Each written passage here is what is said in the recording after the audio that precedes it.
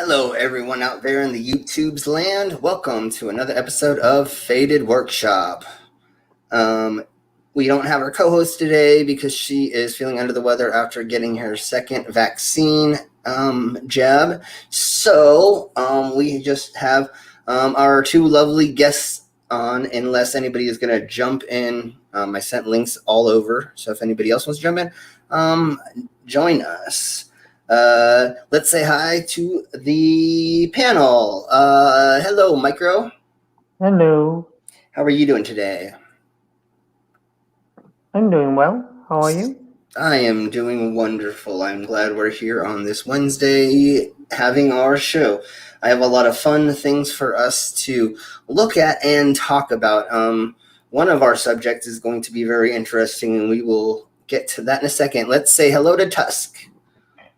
Hello. How are you doing today, sir? I'm doing good. I'm getting my first jab tomorrow, which I'm not. I can't say I'm not looking forward to it, but I'm not exactly looking forward to it because everybody I know that's had it so far has some sort of side effect. Yeah. Be it from feeling dizzy and nauseous to feeling as if they've been hit in the arm with a baseball bat. Yeah, definitely. But it's still that small price to pay than dealing with the after effects absolutely. of action. So, and Micro and I were talking about needles and stuff earlier, and I didn't even notice getting it. Of course, that's different for me to say than almost everyone else because I pierced myself live on stage, but I didn't even notice the needle going in, him taking it out, anything other than the Band-Aid being slapped on my arm afterward. Of course, I'm usually joking with the doctor about how it's going to hurt so bad because I'm a wuss, and we make we laugh about how modified I am. But yeah, it's really not that great. When I got my first one, I went home and passed out. I felt a little nauseous right after and went home and passed out for a couple hours, woke up and my arm was a little sore. No biggie. Do you know which type you're getting? No, I don't know yet. The letter I got from the health authority just said, be here at a particular time, and that was that.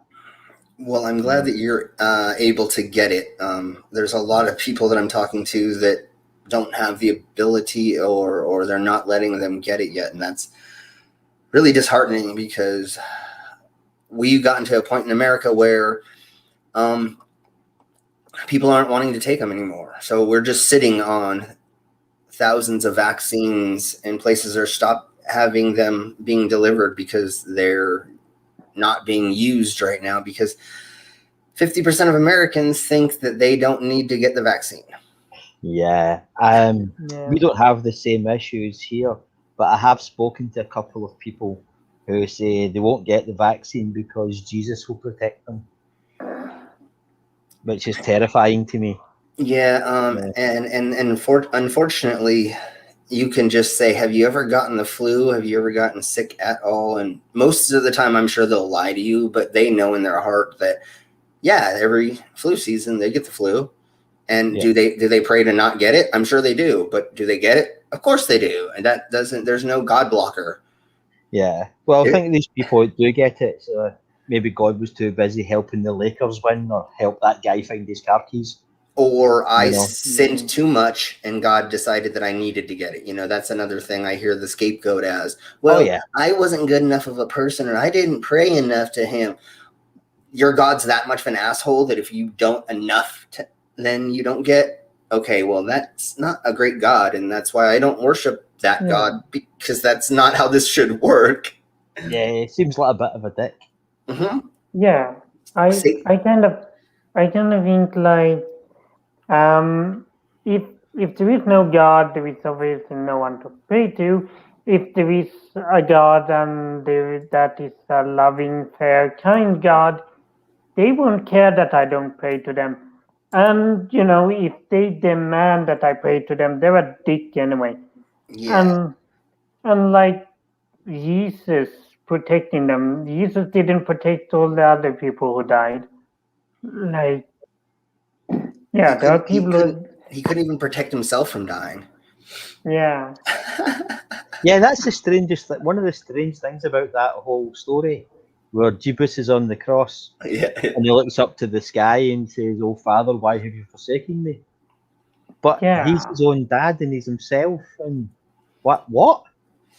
But Yeah. he is also God. He is Yeah, but both his dad and his son. yeah. So are we? I mean, the whole thing's shot full of plot holes anyway.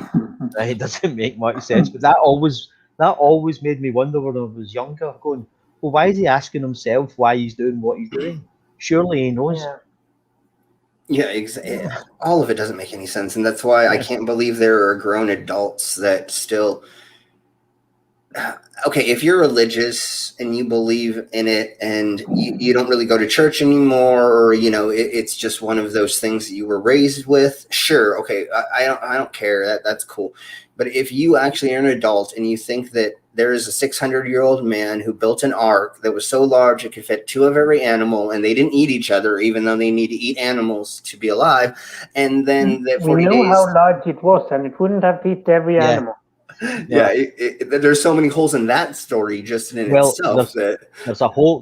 There's even a hole in the story because it wasn't two of every animal. It was five Yeah. of every unclean animal and seven of every clean animal. So Oh. now we're talking a degree of magnitude bigger. Oh, you mean you would need a whole Earth to hold that many animals? Well, oh shit! If you say at the time in their locale, maybe say there was 10,000 species, two of each is 20,000, but now you've got seven of each, so you're talking hundreds of thousands when you take in, or millions, I suppose, when you take in all the species that were on Earth. Oh, sorry, kinds. Yeah. No, what's my favorite fucking thing that you just says is the unclean and the clean animals. So, God, why did you make clean and unclean animals, and then why are we having never mind. I never understood the clean and unclean thing. Yeah. Other than, I mean, when you have a certain animal and you don't know how to clean it to cook it, I understand. Like pig, pork, I'm not sure that's the what they were speaking about. No, clean and unclean are dependent. Does the animal eat the cud? Oh. Or like a pig is unclean because it lives in its own excrement and it eats its own excrement and so on. But an animal like a cow, which eats grass and eats the cud, that's a clean animal. But things like pigs and dogs are unclean. Okay. It's a very odd. That's what I was saying. It's a very weird way to. Yeah, it's a very weird way to say it, and then. But it stems from a lot of it was because we didn't have any way of storing food at that time, so you couldn't eat pork that was more than maybe a day or two old. Yeah. So that became what's the word? Not kosher, but the opposite of kosher. I forgot what it is. Unkosher, I guess. Unkosher we'll use for now. Yeah, so these were health issues, but since became incorporated into the religion. Wasn't that the same thing with like fish? Yeah, shellfish were dangerous to eat if they weren't cooked properly or they were raw. So they were put on the unclean list to stop people eating them without preparing them properly. Yeah, and so it wasn't that these things are actually poisonous. It's that humans didn't understand how to clean them and prepare them properly. It's easier to tell everybody not to eat them than to go around and show everybody how to cook and prepare them properly. Yeah, and then when you get these professional chefs nowadays, they know how to cook shellfish, so you don't really have to worry. And now that we understand the concept of cooking, let's just say that now almost everybody knows how to cook a lobster or clams or something, right? Now there isn't the anymore, but that's what I think is kind of hilarious about. There are still sects of religions that don't eat certain types of things because of that, and it's like, well, technically they're safe now, so just eat it. Don't talk in. Yeah. I mean, I really honestly think the reason why they said that a man should not lay with another man in the Bible is because there wasn't enough cleanliness, and after you had certain types of play, you weren't able to completely clean up. So maybe they were just like, please don't do it. Nowadays we have cleanliness and we know how to do things. A douche is a wonderful thing, right? Yeah. So nowadays, nowadays, the gays are so old that you could wake up the next morning and have full of blood and excrement and go, yeah, that didn't work. Let's try again. yeah. Because we know we could, but I suppose in the desert from 4,000 years ago, you didn't have easy access to a shower and some good quality soap. Yeah, exactly. So that's where I think it was the same thing with the unclean animals, where it was just like, let's just tell like people not to do this type of stuff because it just is easier. Yeah, I can kind of appreciate that part of religion where you have like where you have the logic behind something. You know that okay, they saw this as unclean because of this thing. Yeah. Yeah, but I think what people, I don't want to speak for the human race, but I'm pretty sure that the Bible is really just a collection of folklore, fairy tales, and political intrigues Yes. of the Yeah. day. That's been, because it's all. If you read the Bible, you jump from these miraculous things, these things, plagues of locusts and magicians, to some really dull story about what happened in the court of King Solomon. Yeah. So that's unrelated. This is a collection of folklore of the day. Yeah, it's a story. It's a fable book, pretty much. I don't think it's one book. That's the thing. No. It's not. Obviously, it's a collection of books. Yeah. But it's a collection of books that don't belong together. No, you had what the Dead Sea Scrolls had like 2,000 stories in it or something weird like that. I don't remember the number, and if anybody in the side chat can think of it, it was a way larger of a collection of stories put to that they had, and they only used so many of them and put them together in the Bible that we know today. And the Bible was from the Old Testament and the new stuff, and then I believe if I'm correct, I think in medieval times or around then is when they added Revelations, I think, and so that was added in later at least.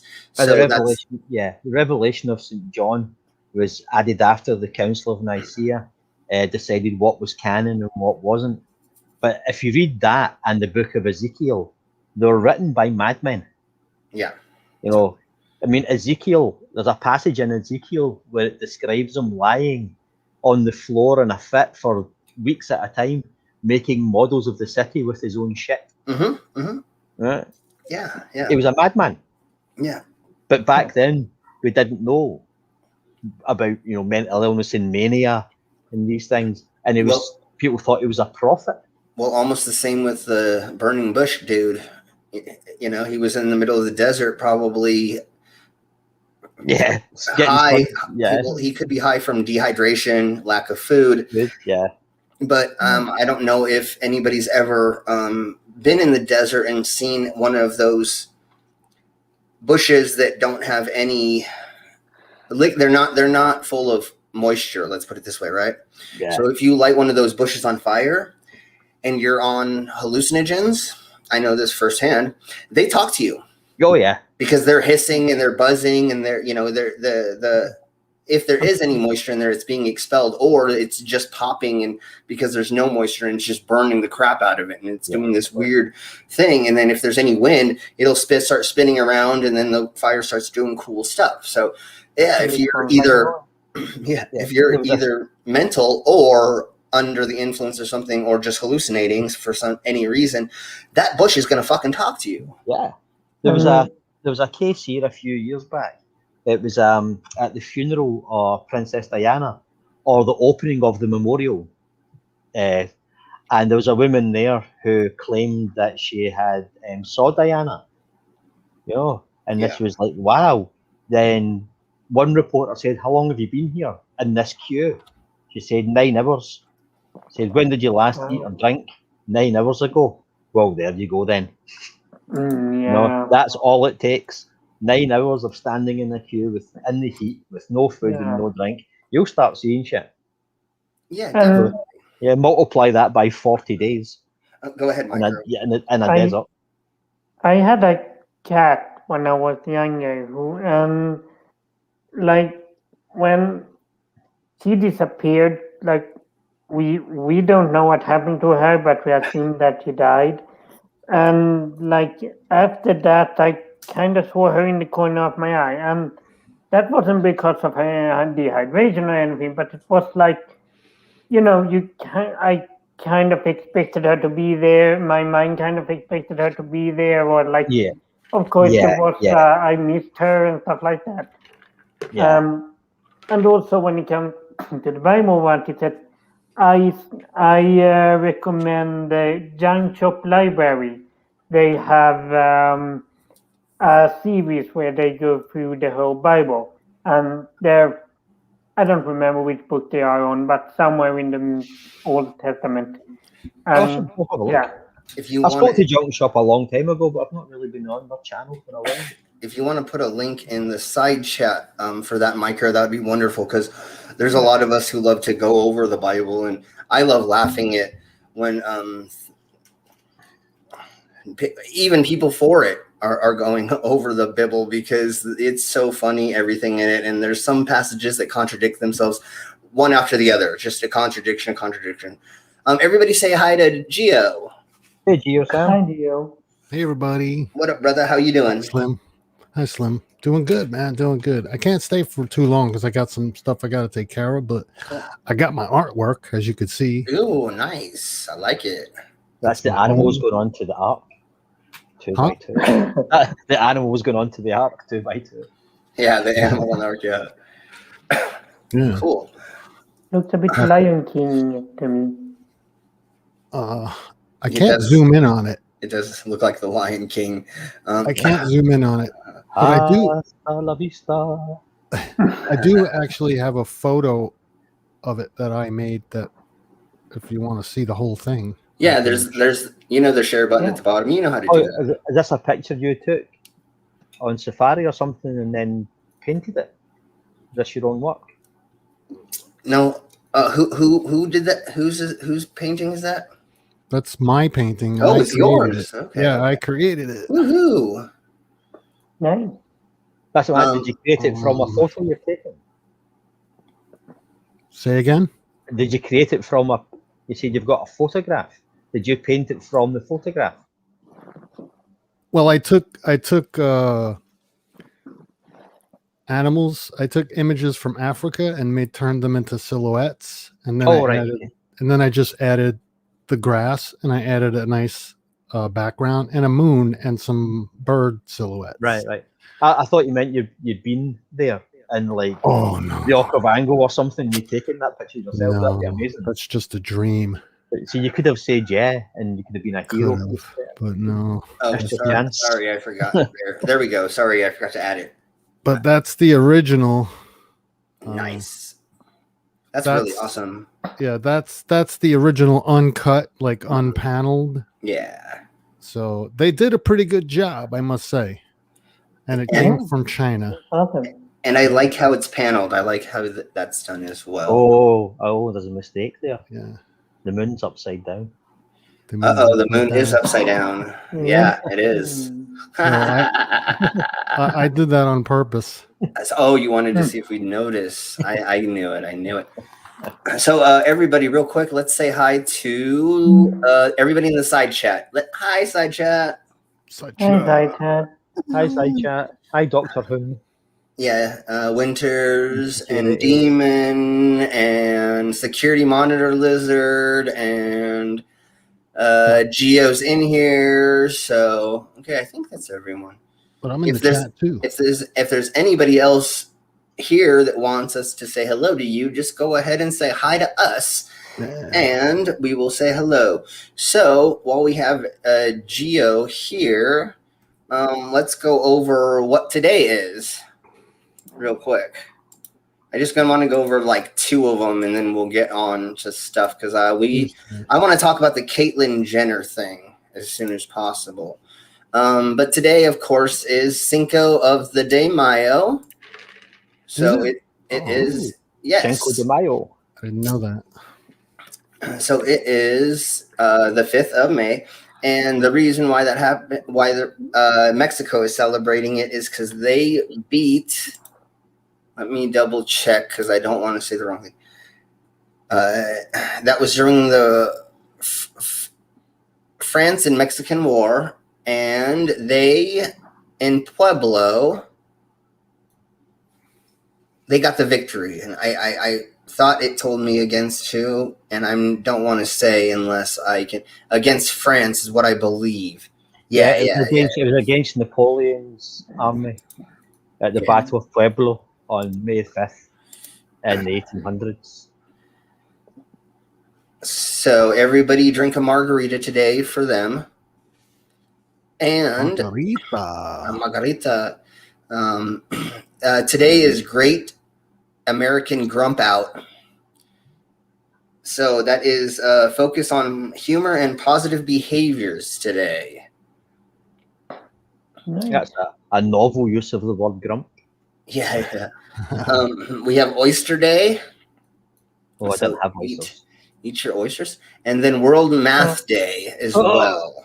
World Homework Day. No thanks. Yeah. You skipped one that I liked. Museum Lovers Day or something like that. Yeah, there's Museum Lovers Day as well. National Hoagie Day. We don't get hoagies anywhere outside the USA. Yeah, for sure. So let's before Gio has to leave, let's go ahead and see what this lovely Caitlyn Jenner said. I have about a half an hour. Okay, cool. So Caitlyn Jenner, if anybody doesn't know, she is an ex-Olympian, or she got Olympic gold medals, I believe, and as a man, and now has gotten the transition into a woman, and is running for governor of California. But this is what she said about transgenders playing sports. Caitlyn Jenner is coming under fire for remarks she made about transgender athletes. Jenner, who transitioned after an Olympic gold medal career, says she doesn't think trans girls should be allowed to compete in female sports. Those comments are drawing fire as several states now try to ban trans girls from competing. Here's ABC's Zareen Shah. Tonight, California gubernatorial hopeful Caitlyn Jenner this controversial statement to TMZ on trans legislation. So there's legislation in various states to ban biological boys who are trans from playing girls' sports in school. What's your opinion on that? Question of fairness. That's why I oppose biological boys who are trans competing in girls' sports in school. It just isn't fair. That's all we need to show of that. I think she tries to pretend to explain it more, but there is there are exceptions to this rule, right? Like, say for instance, I was to say today that I want to live as a woman and be a female boxer, I would have a very definite physical advantage over about 99% of female boxers. But that's a paradigm, and we can't apply that across the board. Most of these people. No one is saying that in literally anyone who identifies as a woman can do it. Like, there is going to be if you were to say to start transitioning to a woman, there would be some period where you would have to wait before you could compete in sports and stuff like that. That's the justification that these governors are using to ban what they call biological post and pre-trans males or females, from participating. It's saying, it's an unfair advantage because boys are stronger than girls. Yeah, not when they're 10 years old and they're taking hormone suppressants and Yeah, you exactly. know. If you've gone through the whole process to transition, it has been multiple years of therapy and or the surgery or whatever. So it is not an easy, fast process. And like we were saying the other day, I don't remember where, people aren't doing this just to win awards. You know, they're not like, exactly. oh, if I turn into a chick, I'm going to win awards. You know, like that. Yeah. So And estrogen eats your muscles. There's a reason why testosterone is a drug. Yeah, this isn't a Johnny Knoxville movie where you can put on a dress, say you're a woman, and win the 100 meters. Yeah, you can't tuck your dick and balls into your ass and say I'm a woman, and then run a race and win. They're going to do the hormone test and then the drug test and every other thing. There was a big scandal in the UK a long time ago in the 80s. There was an athlete called Fatima Whitbread who was frankly a unit. She was strong, like Serena Williams, Venus Williams, big, strong woman. She was a javelin thrower. I think it was a decathlon. Okay. But she outclassed everybody because she was just far too strong. But then there was all these rumours started going around that she was taking male steroids and hormones, and it was she was really a man, and she had to prove like she was a female by undergoing like a strip search and an examination by doctors and things, because people are so wrapped up in the idea of fair play and entitlement that they simply can't take losing. Yeah, and it's sort of, and people who are like very tall get an advantage in some sport. People who, like you sometimes have biological advantages. Like that's just a thing. Yeah, if you're 7 foot tall, you're going to be a better basketball player than someone who's 5 foot tall, and that's a given. Yeah, I was making a joke last night when we were testing Quiplash and some other games. It's just like how Canadians have the advantage of pushing that little rock with that thing across the ice. I don't know why they're better, but some. Did you know that Scotland, for a long, long time, was the world elephant polo champion? Elephant polo? Elephant polo. I think it was something like. Well, no one did. It just popped up one day because it was like the 6th year in a row that Scotland's national team had won the elephant polo championship in India. Well, that can't be a thing. And how the hell is Scotland the fucking world elephant? There's like 4 elephants in Scotland. They're all in the bloody zoo. Oh, that's hilarious. That's great. Yeah. One thing that and cuddling. That practice must be hell. Can you imagine? I mean, how do you practice if you okay, lads, today we're going to a dress rehearsal without the elephants? What do you do? So we got this really big dog. We got to St. Bernard. You stand on his shoulders. The sticks to play elephant hockey are about 15 feet long, and it's absolutely fantastic. You call the nearest zoo and borrow one of theirs or whatever.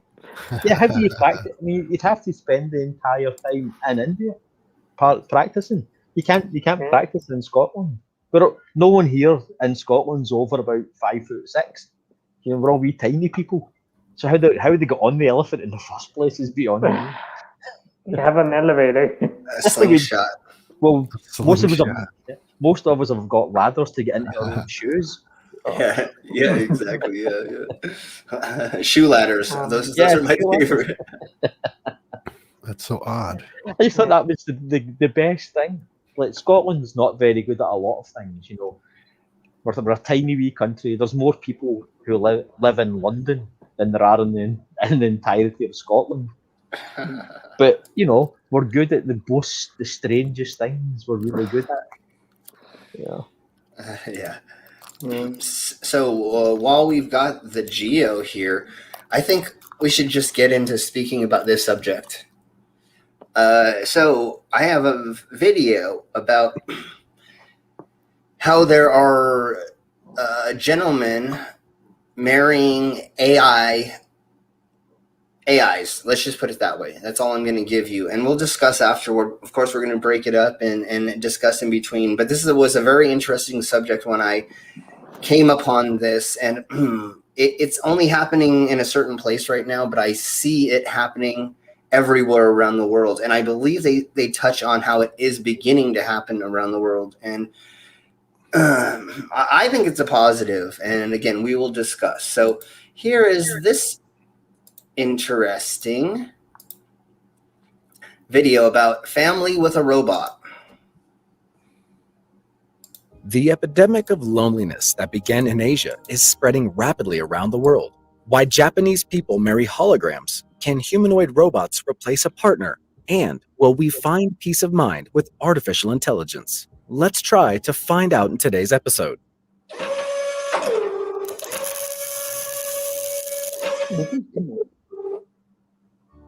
The digitalization of relationships began with numerous dating apps in the past. Having collected a huge database of people and their preferences, developers have begun to actively implement artificial intelligence technology to select the ideal partner. But that's not all. To make a meeting a success, neural networks have learned not only to select places and give advice on behavior, but also to stimulate future meetings in virtual reality, simulating the behavior of a potential partner.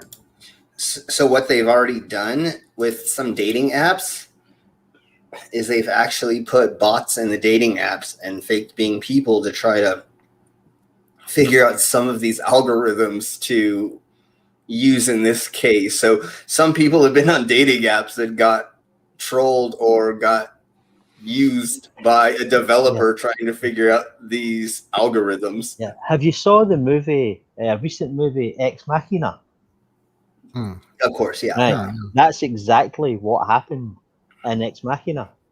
The billionaire recluse guy had put an AI bot into a dating app and gathered information on people to find who would be the best match for the machine that he had built. But it's indistinguishable from a human when you're talking to them. Was that the one where she was keeping the robot like locked in the house and he wasn't letting her out, and then she ended up bashing him in the head? And Spoiler.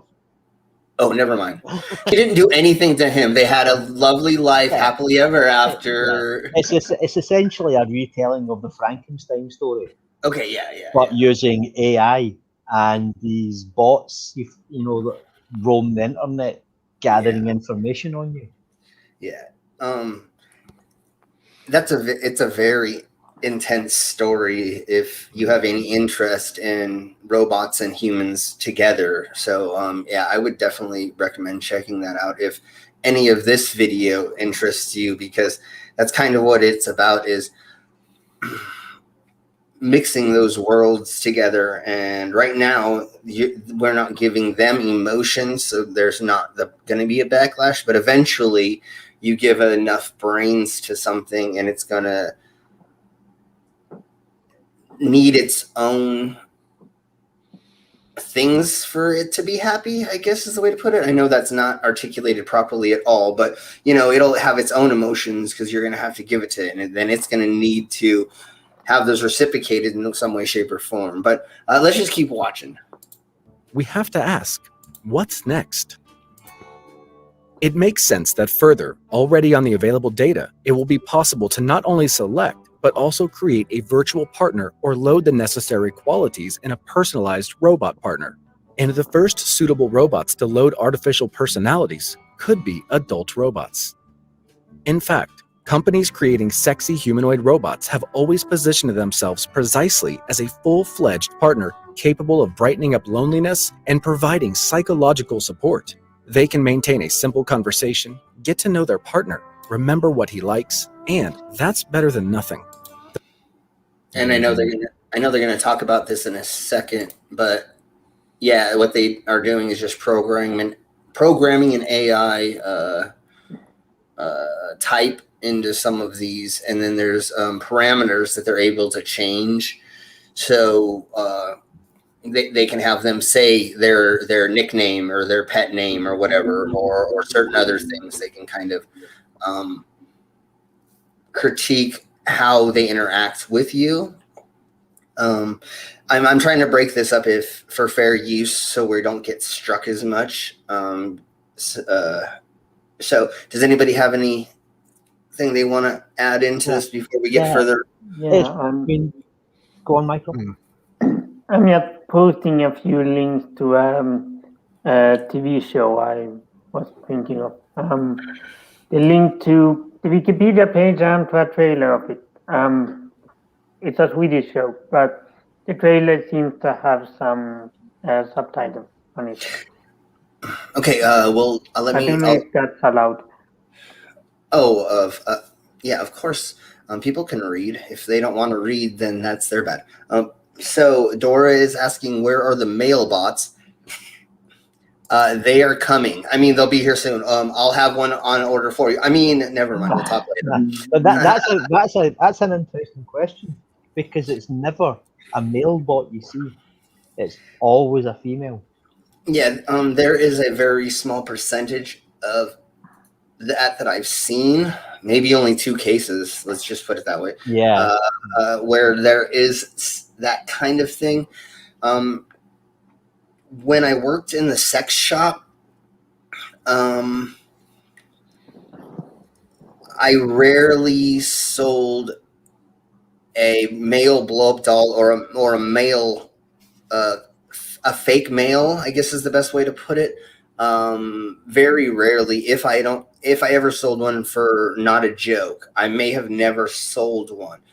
Of course, selling a vibrator or something that looks like the male genitalia, you sell all day long because that's different. But to actually have the whole body is very, very rare replacement. I don't think there's any female AI scientists out there making a male version. You know, it always seems to be like there's this archetypal Americanized female. It's like this is says a lot about the male psyche, I think. Definitely. But when we get more into these digital AIs that these gentlemen are interacting with, it becomes a little bit less like that. And that's why I really liked this video, because we're talking about these physical robots right now. But in a second, we're going to get to just AIs interacting with some of these gentlemen, which means they can be a male or they could be a female, they could be any gender, or they can look like anything. This is where it actually gets more to where you can critique an exact AI that looks, sounds, gives you the interaction that you want because you pre-program all of this stuff in, and then you have this perfect lover. I mean, I couldn't say that because I like multiple play partners, or I like to go and be physical in the realm. And so I'd rather there be the warmth of the skin and other things. But I do get the digital aspect of it because, like, I'm a million miles away from all of you right now. You know what I'm saying? So the only way for us to get together is digitally. So the only way to interact is this way. Well, you know, can I just say I find this all the like I see the phoniness in it all. I don't know if that's the right word, but it creeps me out to see like these dolls and people referring to them as potential partners. You know, to each his own, I'm fine, you know, but to me, it creeps me out when I see these dolls, and like I couldn't sit there and be comfortable by myself with one of these dolls. I think it's taken modern life's sense of isolation to its logical extreme, where you can no longer interact with other people. You've become so alienated that there's a niche now for everybody. I mean, sex dolls aren't a new thing. You know, there've been sex dolls for 100 years, probably more than that. Yeah. But this idea that they're giving them personalities is, I get what Sam's you're saying. It's cold and it's a machine. Yeah. Well, let's get a little bit further into it, because they have other examples of what they're speaking about, and I really want to get to the different versions of let's not say these people ever have a doll. What's the next version of that, and how they're making it work just through somebody's cell phone. So you're having a relationship through your cell phone with an AI, and now you have a girlfriend. You never get to see her because of the pandemic, right? Potentially, if they lived somewhere else. Okay, well, now, like I said, let's just keep watching. And I totally get what you're saying, Sam, about the creepiness of these dolls. But what they've taken the next level to is very interesting to me, and how this actually helps people's mental health as well. So let's keep going. The most famous bot for adults, Harmony, even tries to identify human emotions and convey their own with facial expressions. In these cases, the robot looks at you the way you want. It will never have a headache. It will always laugh at your jokes. It will never have a headache. Judge based on shortcomings. There are already communities of people who prefer robots and... Like, I wouldn't want a person like that. I wouldn't want a person who, like, is always winning when I am, when it's all, like, never has a headache. Like, I mean, I would want my partner to, it's not like I would want my partner to have a headache, but, I would want them to be their own person. Like, yeah, exactly, yeah. It's like, what's that movie called? It's Eddie Murphy movie, Coming to America. What do you like? Whatever you like. What would you like to do? Whatever you would like to do. That you don't want that. Absolute hell. That's not a relationship. That's a slave. No, part of the fun is to explore their personality, what they like. Yeah. And if the AI is copying your personality, then that just makes it even creepier. Yeah. And or if you had it so that it was like Googling top news things and you came home and it argued about stuff with you, that would also be a pain in the ass. But let's keep going, because it gets a little bit more emotional and deeper than that. And once we see why these people are getting into this, you'll kind of understand where they're coming from. I'm on the same page with all of them. Yeah, totally. This is not for everybody, just like what we talk about. Like, I say not everybody should get their face tattooed. Don't tattoo your face unless you really want. Absolutely don't tattoo your face. Yeah, exactly. Unless you're slimmer, and then that's fine. But So again, this isn't for everybody. It's just very interesting to see how this culture is starting to evolve and change, and then why there is a need for it. That's the other thing that's very, very interesting.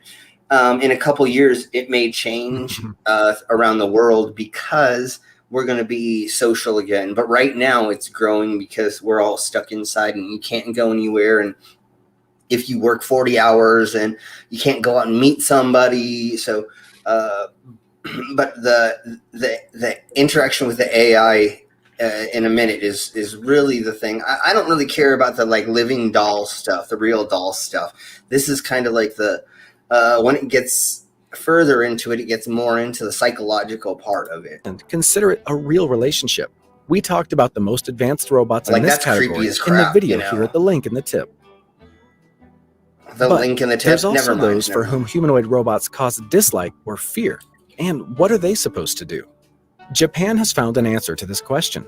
VR companion Hatsune Miku, a holographic pop star who has toured with Lady Gaga and is doing concerts around the world despite not being a real person.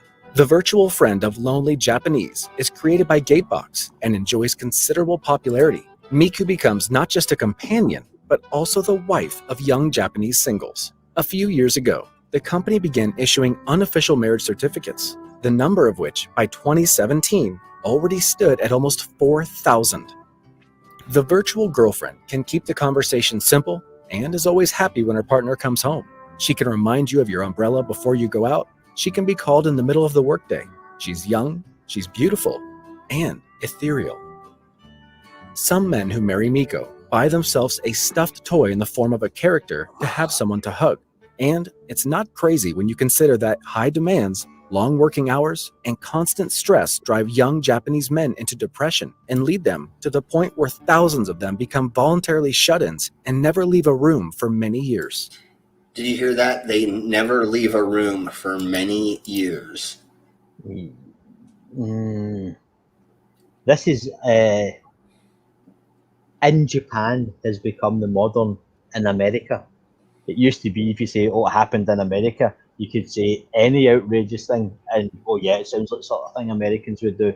Now it's become in Japan. Yeah. You know, it's like I'll research this a little bit earlier on the Hatsune Miku thing and the marriage. There's a guy here called Akihiko Kondo who spent $17,000 on wedding rings in a ceremony for his virtual girlfriend. Is he the one who bought the fake baby as well and had her get pregnant and had her have the baby, and now they have an infant that he carried?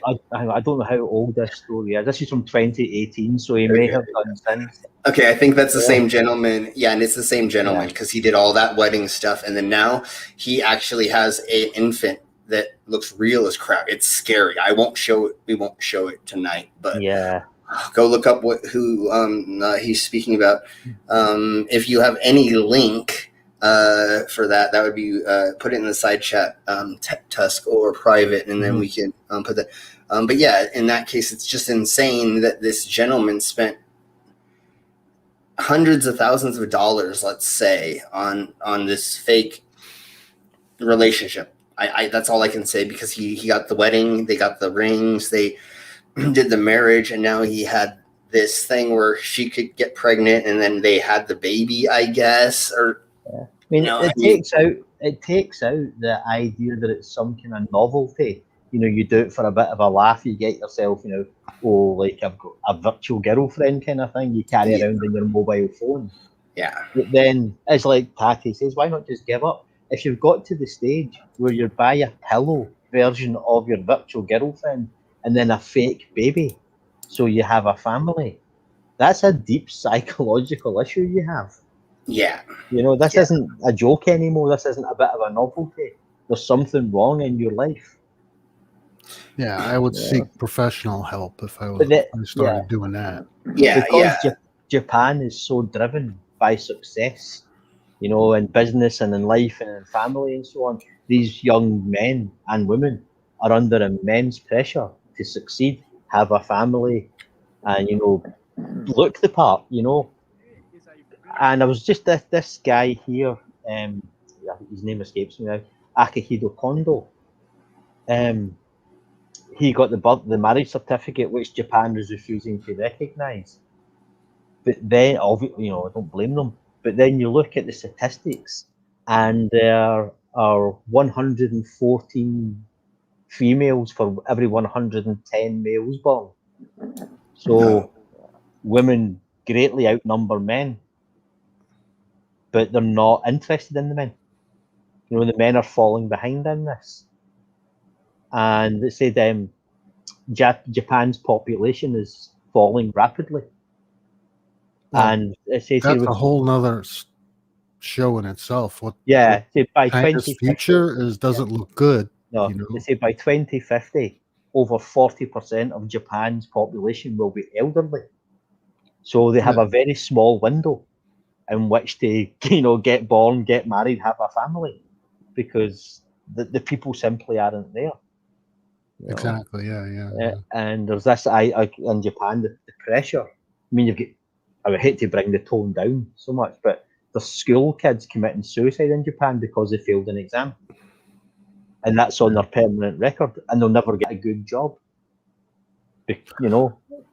Well, the other thing too, they have to play it up in order to make it seem as though this is something that it might be necessary for everyone or someone in his position. So they have to make it seem like this guy is really sitting in a room all by himself for many years, which I don't think is possible. You know. No, that's again. There are people who do have severe anxiety and social issues who won't leave the room.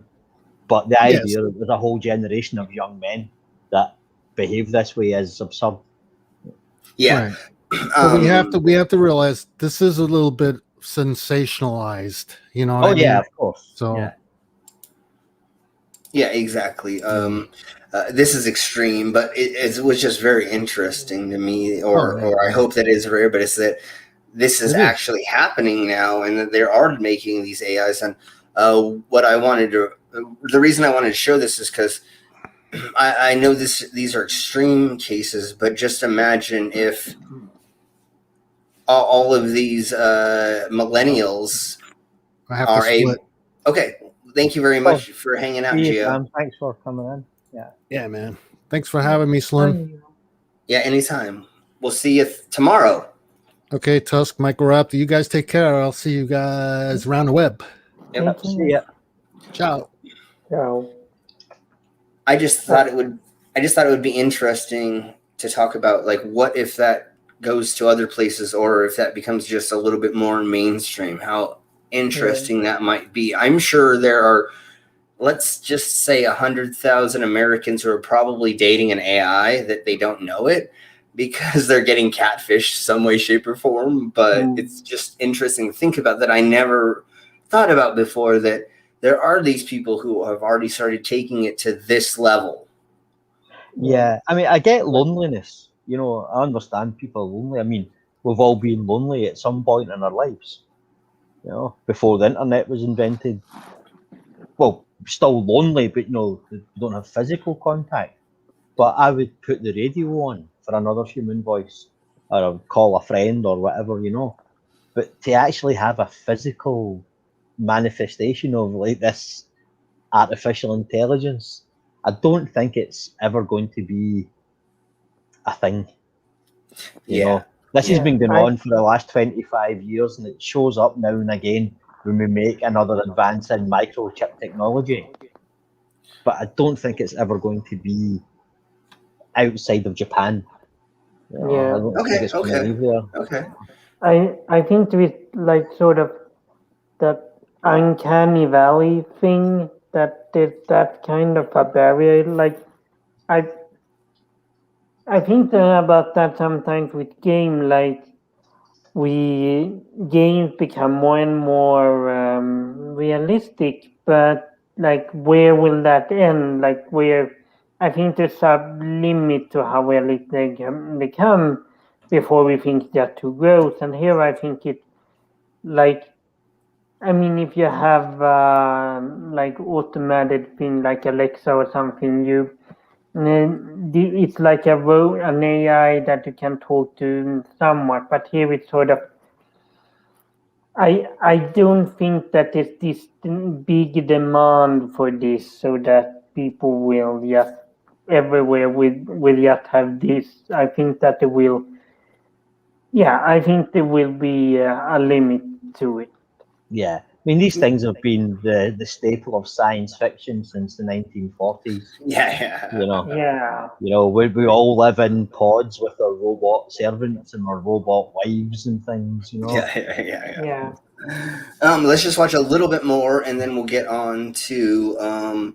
Just a comment. I do think that robots will become more of a part of our lives. I do think that not a complete, not the only relationship in your life that may be emotional. Let's put it that way. Yeah. So maybe you do have a wife, but maybe you have a sex slave that is a robot or something. But we'll talk about that in a minute. Let's just watch one more segment of this. Vibrator.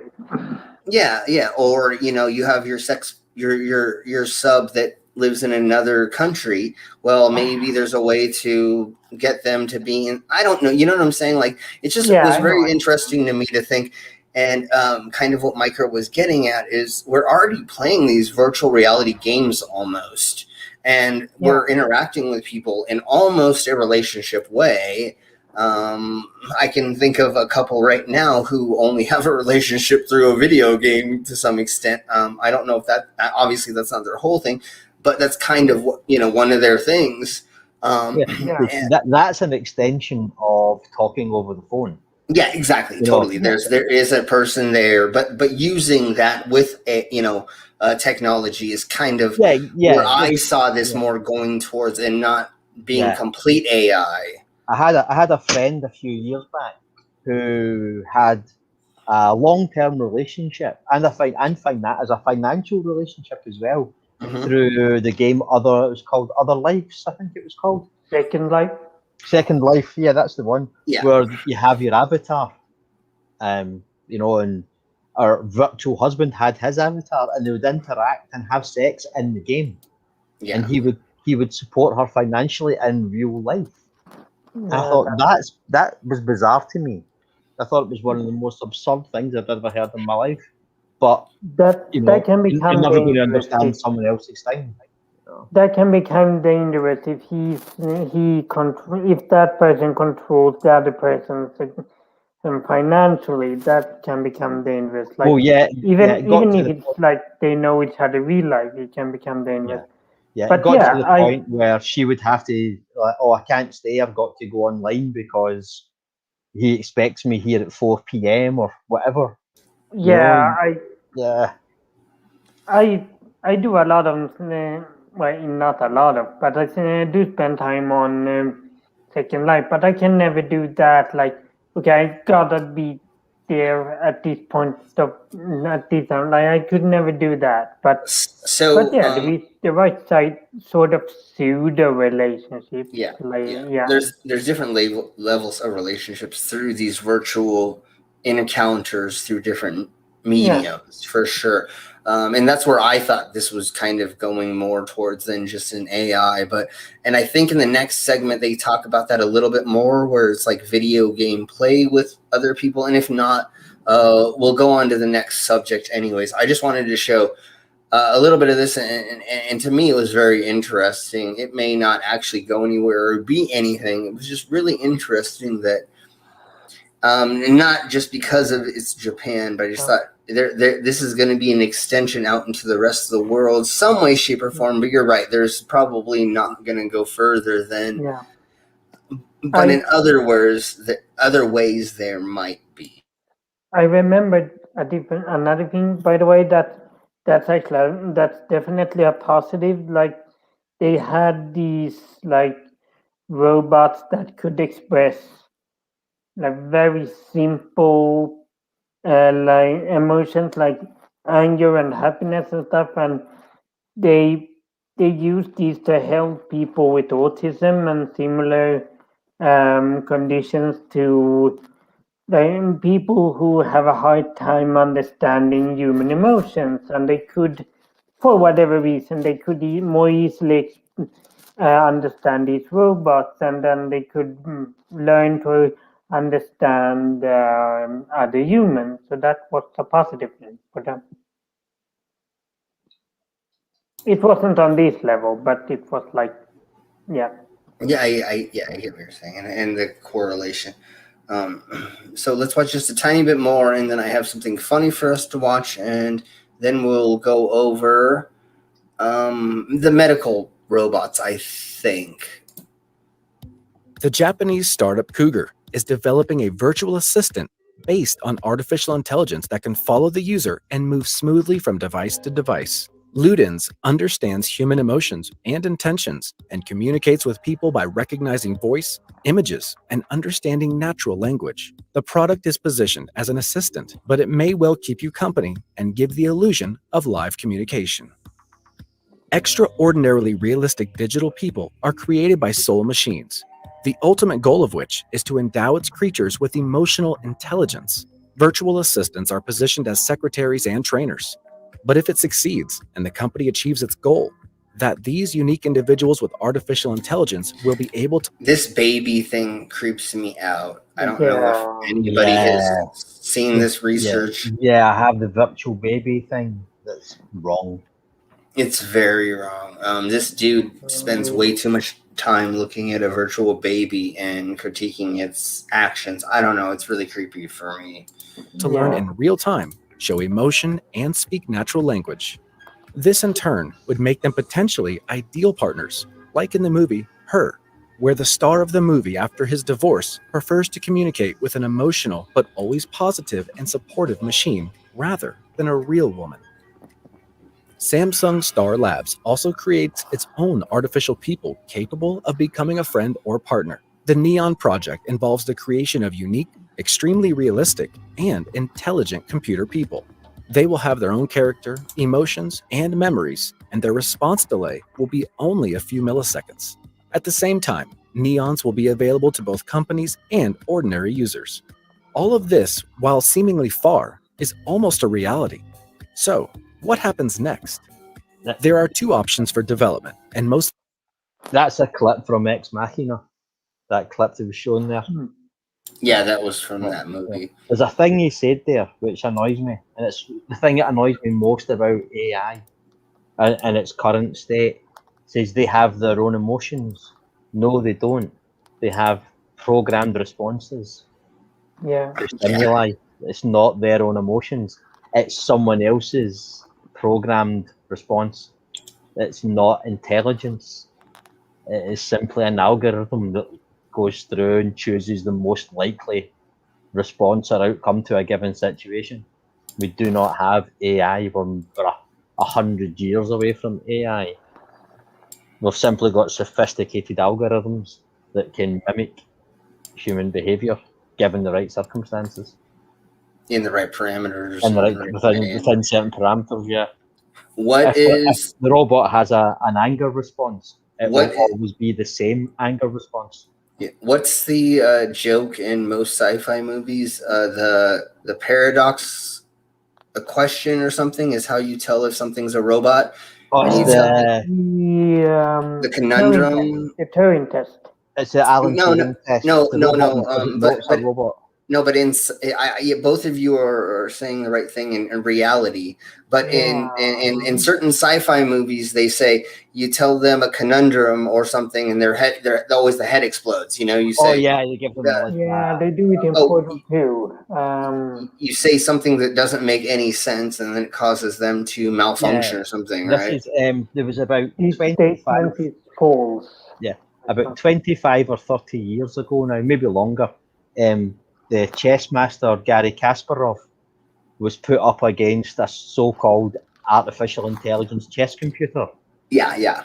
And he defeated it very easily by simply making a series of random moves, because those hadn't been programmed into the computer, so it didn't know how to respond. Yeah. It's the paradox theory or something like that you do to robots to get them to explode or whatever. Yeah. But it's like in Blade Runner, you ask them a series of questions. If you ask them a question they don't understand or they can't answer, they have an anger response. What do you remember what that was called that they said? Micro said the Turing one, but that's from something else. That's what's his name? That scientist that said that's how you tell if a robot. Alan Turing, the Turing test. Yeah. Micro, do you remember what that test was or what the stipulations for that were? I don't remember off the top of my head. No, I don't remember it off the top of my head either.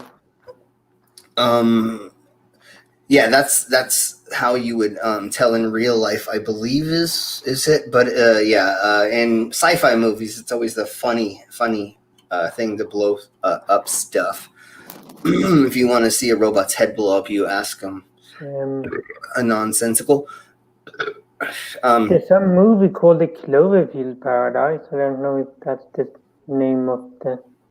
No, the Cloverfield Paradox is one of those Americanisms where it's not actually a paradox, but it's just like that song Ironic by Alanis Morissette, where nothing in it's ironic. The Cloverfield Paradox doesn't have a paradox in it anywhere. Okay.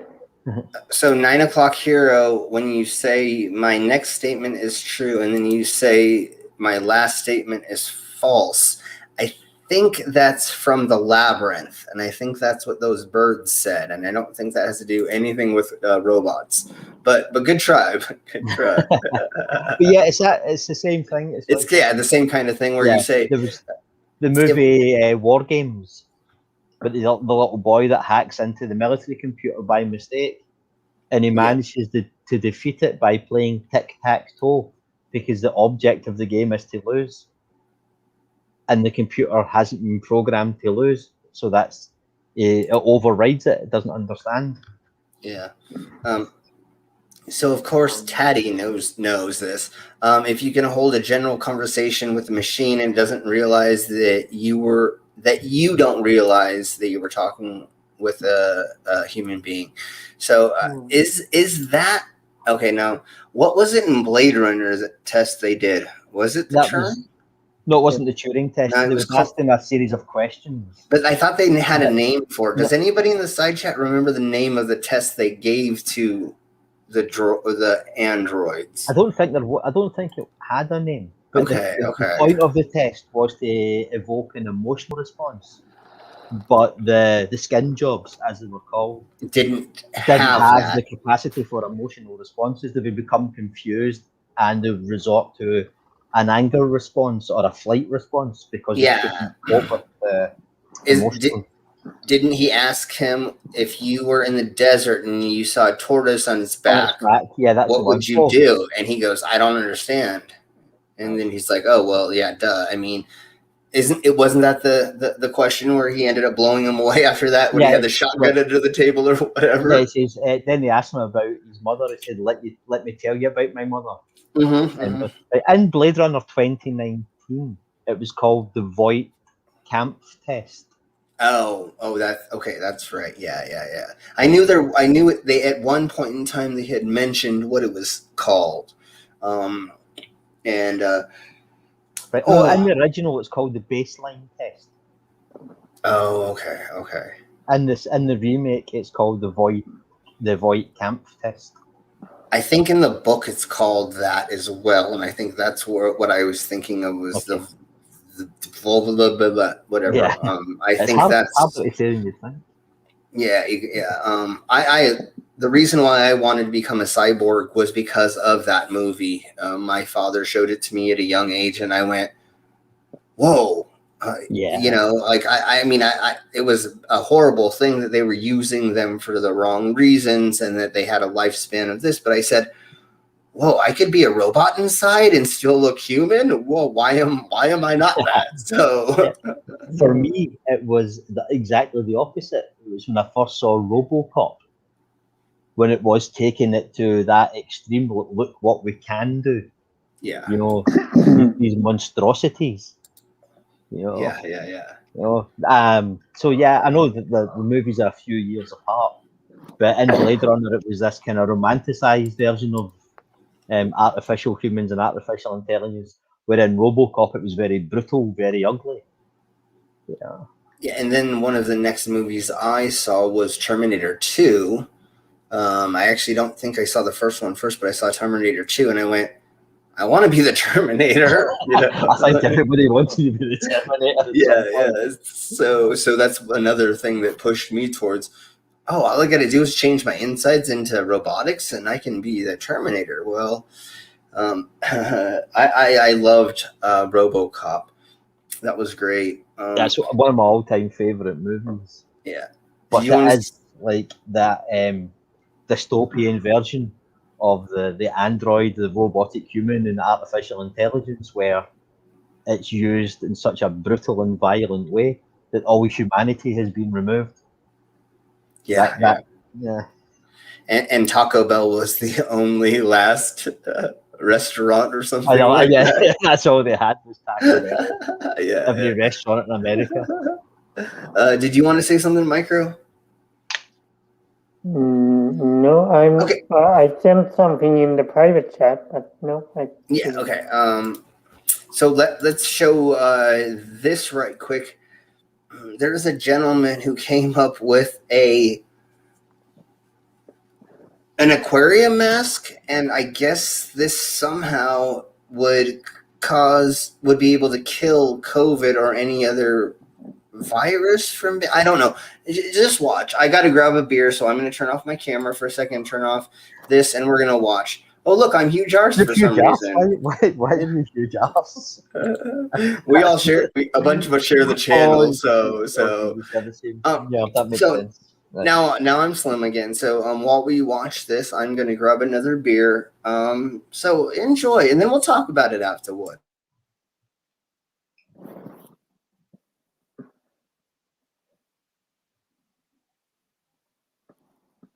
And you didn't hit play. Oh well.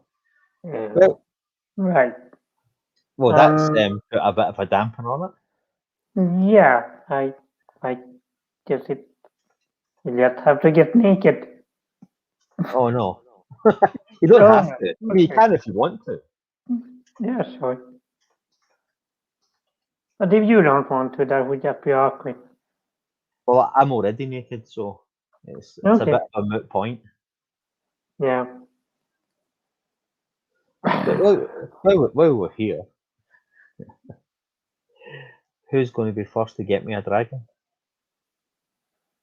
I don't know. I feel I've been. Eddie would be the most likely to know what kind of dragon you would want. I mean, I'm not, it doesn't really matter. I mean, if it's not like I say I want dragon A and she comes home with dragon B and I go, oh, for fuck's sake, that's not the right dragon. I'll take pretty much any dragon. Yeah. I don't know. So did you all see that weird aquarium for his head? No, you didn't. Nope. Play. I wouldn't play it. Son of a No. monkey. God damn it. We were just talking about being naked and what kind of dragon I wanted. I heard dragon and naked and something and yeah. Okay. Hold on. Got really spicy. Nice. I could ask Burns the dragon to send me a few naked pictures. That might work. Naked dragons? I'm down for that. Yeah, Burns the dragon would certainly be up for that. I'll send him a message later on. Yeah.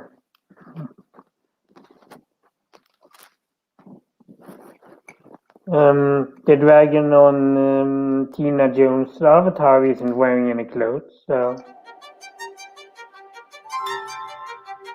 The dragons wear clothes.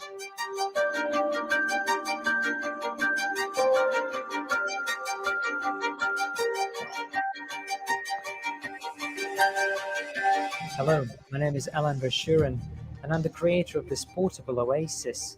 It is a small greenhouse which I walk around town with, and which has the advantage of allowing me to be in my own bubble while being in the world.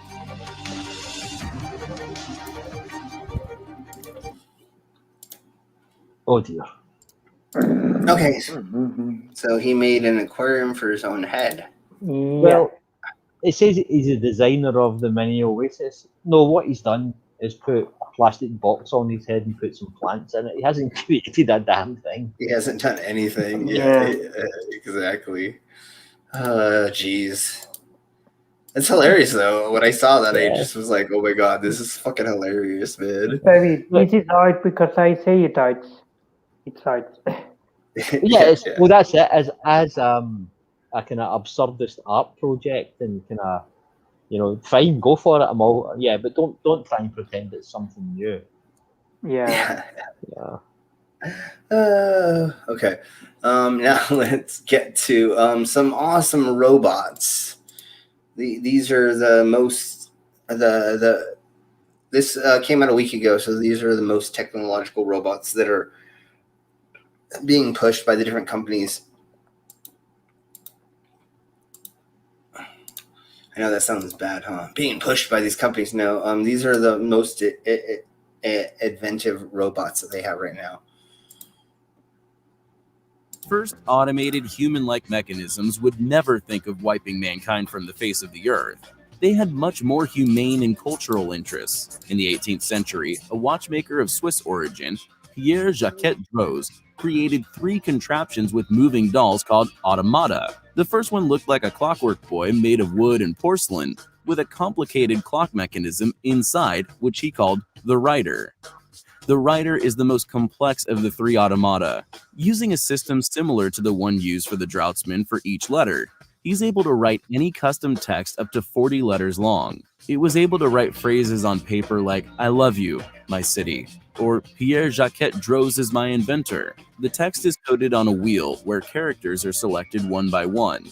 He uses a goose feather to write, which he inks from time to time, including a shake of the wrist to prevent ink from spilling. You're muted. Yeah, I know. Yeah, what's really hilarious is there are some people who thought this was magic and blasphemous and all this stuff. And it's like, no, it's just you gotta make just clockwork. Yeah. You just gotta make it work. I mean, if you understand how. For its time, it was absolute genius. For sure. Yeah. They made all these cute little things like this in the church back in the day. So if you took a coin and you put it inside of this slot, it would cause water to pour out into something, and then you would drink out of it. Or they made all these what we would call simple machines to do these magic tricks to help propagate religion back in the day. Yeah, plus it was a way of gathering money from people, because it was the novelty. You'd put a coin in and you'd get a glass of water that was worth a fraction of what you paid for it. But it was the novelty, But is that saying that anything advanced enough would be indistinguishable from magic? Yeah, that's it. Yeah, any current science, we should be indistinguishable from magic. I mean, if we went back to those days with an iPad, they wouldn't have no idea what it was. Even when we showed them how it worked and how to use it, they still wouldn't understand what they were seeing.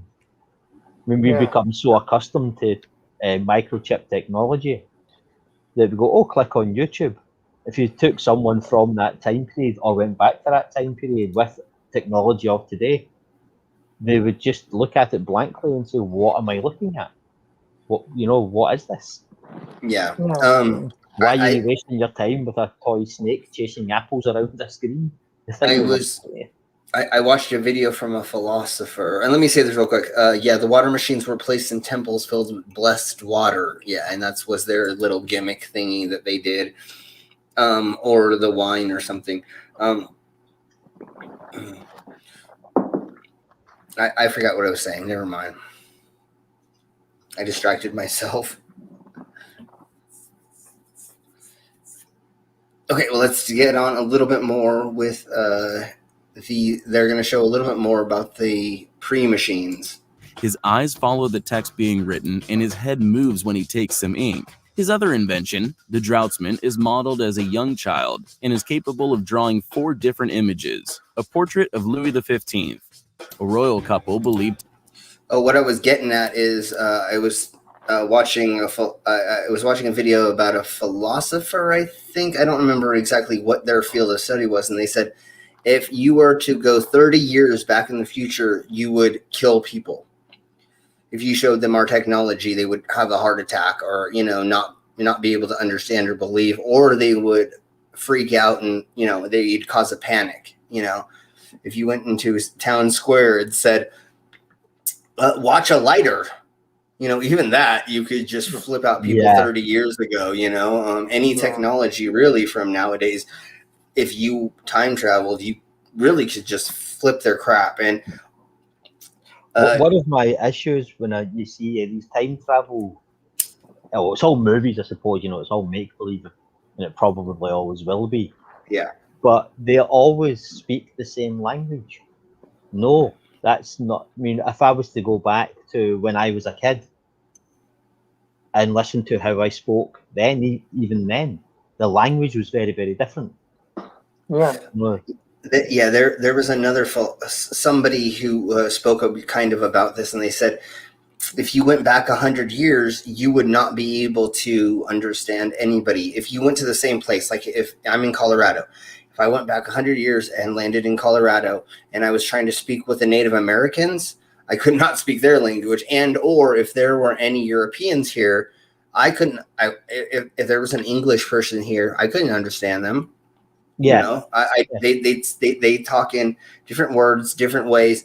Ye, they, yai. I mean, there's so many other ways that they would speak, or slang was so much different. They would say a bucket, and I would think one thing, and they'd be like, "Dude, that's the toilet," and you're like, I just said I wanted to take you to the toilet, or I wanted to use you as a toilet. You're like, oh, yeah. Like there's a play by Oscar Wilde where he a play by him where it was accused in quotation mark of being about homosexuality, and in one part, like because it's a play, it's set like where the stage instruction, and in one part it says Algernon walks in. He's very gay, and it's sort of, to them it was like he's very happy, but to us it's sort of, oh, it You're like- sounds very funny. Yeah. Yes. Well, there's old text, old Greek texts. One in particular is called the rape of Persephone, which means something very different now than it did when that was written. Ouch. No. So they stopped teaching it in schools, and except if you go to like a public school in the UK or whatever, it's very a classical education. But these words mean very different things. And if you look at old theatre directions on the side, it'll say what looks like divers alarms, but it's diverse alarms. Yeah. And that simply means it's the changing of the scene, the changing of the scenery. And there would be a racket made by the orchestra to cover up the noise of the changing of the scenery.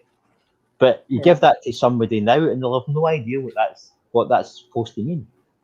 And that's as little as 50, 60 years ago. Yeah. There's an old Swedish movie where I think it's like from the 50s or 60s, where the main character is very particular with people, like he's mentally handicapped, and he's very particular that people call him an idiot. He wants to become, like when they talk about he's an idiot, and because of course, at that time, whenever it took place, that was the proper word to use. That you call people an idiot. That was the polite thing to use. Yeah. How convince me? He's in chat. Yes, hey, convince me. Just like one of the funny things that these flat earthers want to say is a theory. Oh, that means that like you don't know, bro. No, a scientific theory means that it's been proven and proven and proven, and we can't disprove it yet. So to us, that is what we call a theory. A colloquial. I said that wrong. You all know what I'm saying. That theory. That theory. The colloquial definition of theory is very different from the scientific. A philosophy theory is, I think, therefore it may be, and scientific means we're pretty sure this is fucking happening, and maybe we don't know it 100%, but we can't disprove it yet. So we're stuck with this. Yeah. If you can figure out a better way to explain it, bro, fucking do it. Especially you flat motherfucking earthers. Like, dude, show us it. If it's fucking a thing, I want to see it, bro. I would love to see us disprove everybody, because that would be great. Yeah.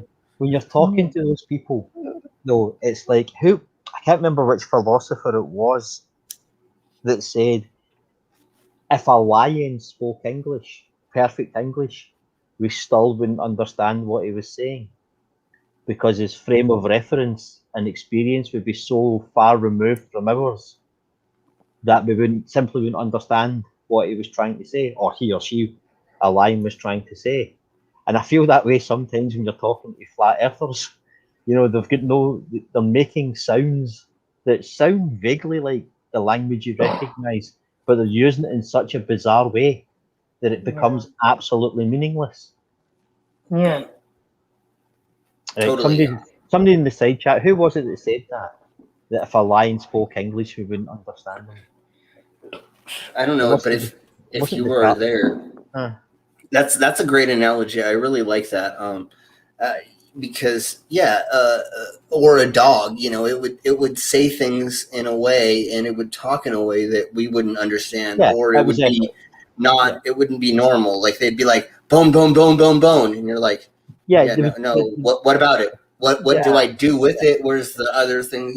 So it wouldn't know how to put things together. It wouldn't know how to word things. It wouldn't know how to tell a story. Let's put it that way. Yeah, I think it's like it was Ludwig Wittgenstein that said that, and if a lion could speak English, we could not understand them. It's not that the lion didn't know how to use the language, but if a lion was to explain a hunt, for instance, he would use terms in ways that we couldn't understand, we couldn't relate to at all. Totally. So this is like saying we're talking to scientifically illiterate people and lunatics like flat earthers who throw words together in these bizarre juxtapositions. We've got absolutely no idea what they're trying to say to you, but to them it makes perfect sense. Because they think, totally. They think they know what the words mean, but they really don't. Yeah. I noticed that with with these conspiracies, they'll be like, this is not how human behavior works. Like someone would reveal this. Like this, it's just not how people work. They expect people to act in ways that people don't act. Well, one of the main things that they try to use as the got ya moments is when I work in the film industry and we use certain words, like let's say cut. Yeah. Right?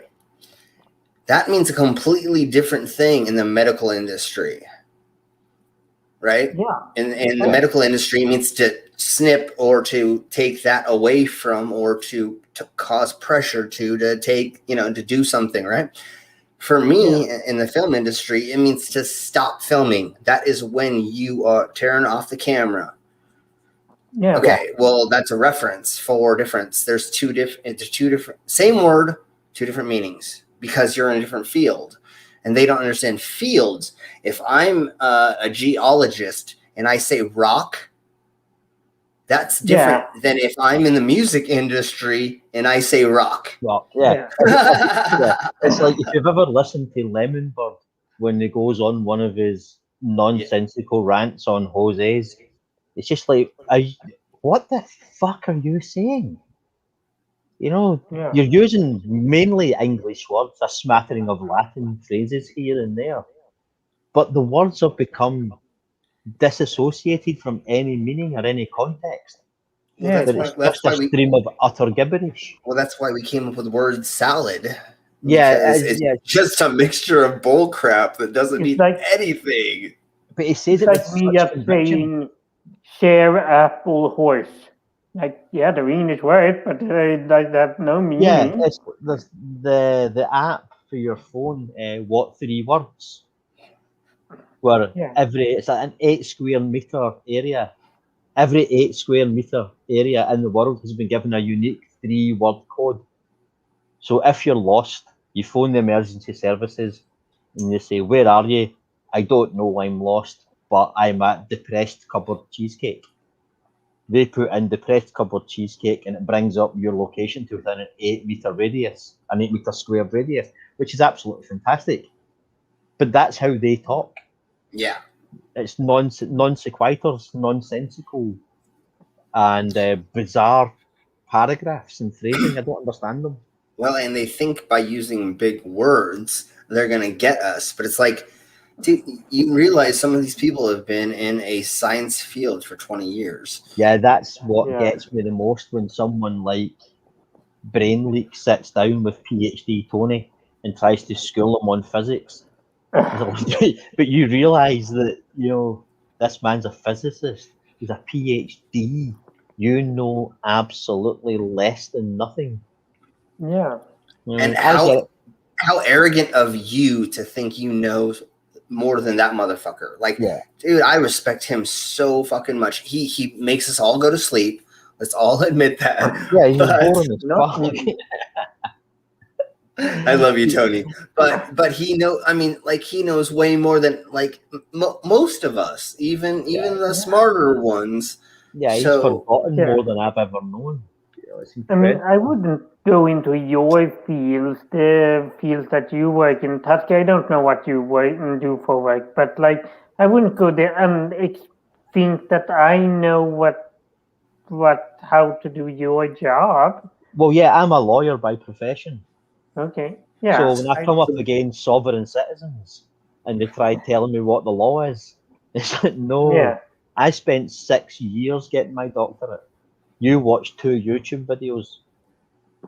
And And that's practicing law, probably, that you're working around, and not just YouTube freaking memes. One thing I do not do, and I'd say this to anybody who works in a professional field, is do not take any information from a YouTube video, even if it's a professional lawyer that's giving the advice. No. They're wrong.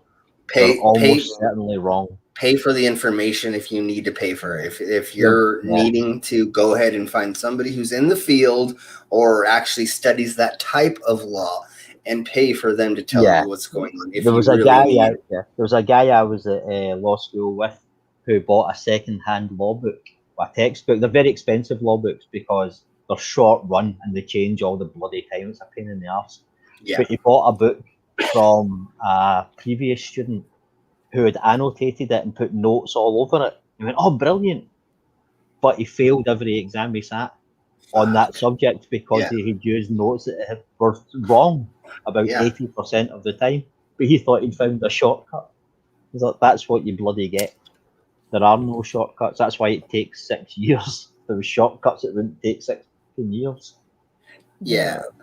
Of course, that's not saying that we blindly believe you and everything you say, but obviously you would know more about law than I would, because I'm not in that profession, so of course I wouldn't know as much. No, actually, I wouldn't presume to walk into PhD Tony's lecture hall and try to school him on maths. Yeah. And there's a positive way to ask people questions where you're positively trying to learn and not try to put them down and try. And that's something that I notice a lot with Predator too, that sometimes when we laugh at them for something they don't know, it's something that I also don't know. But I think that's a feeling on our side. What we are laughing at is their arrogance, and they just hammer down and think that they know everything. Yeah, not the fact that they don't know, but the fact that they are so arrogant about it. Yeah, it's the presumption. It's like a teenager telling you, get into government buildings and say, "Well, take the money you were going to spend on this and put it there," without the first idea of the function and mechanisms of government. Yeah. So when you get what I find in this side of the argument, something I don't like, is when people do laugh at flat earthers for talking about refraction. But I'll put, I'll give you a dollar to the penny that the person that's laughing knows absolutely nothing about refraction either. Yeah. Yeah. But they're just going, look at this idiot. Well, tell me everything you know. Well, I don't, but I know he's wrong. Well, maybe you should go and learn then. Yeah. I know it's difficult to learn everything. Especially in this argument, you don't have to know everything. You just have to go, "There's a photograph from space." Argument over. Yeah. I trust. Go ahead, Mike. If you I'm 33 years old, and of course, if you're not interested in physics and you haven't engaged with that topic since you were in high school, obviously you're not going to know that much about it if you're my age. But it's you're gonna forget, and the people laughing at them aren't gonna know that much either. But like I said before, at least when I laugh at them, it's the arrogance more than the ignorance. Because they're not open to listen. They just go, "No," and you're like, "Oh."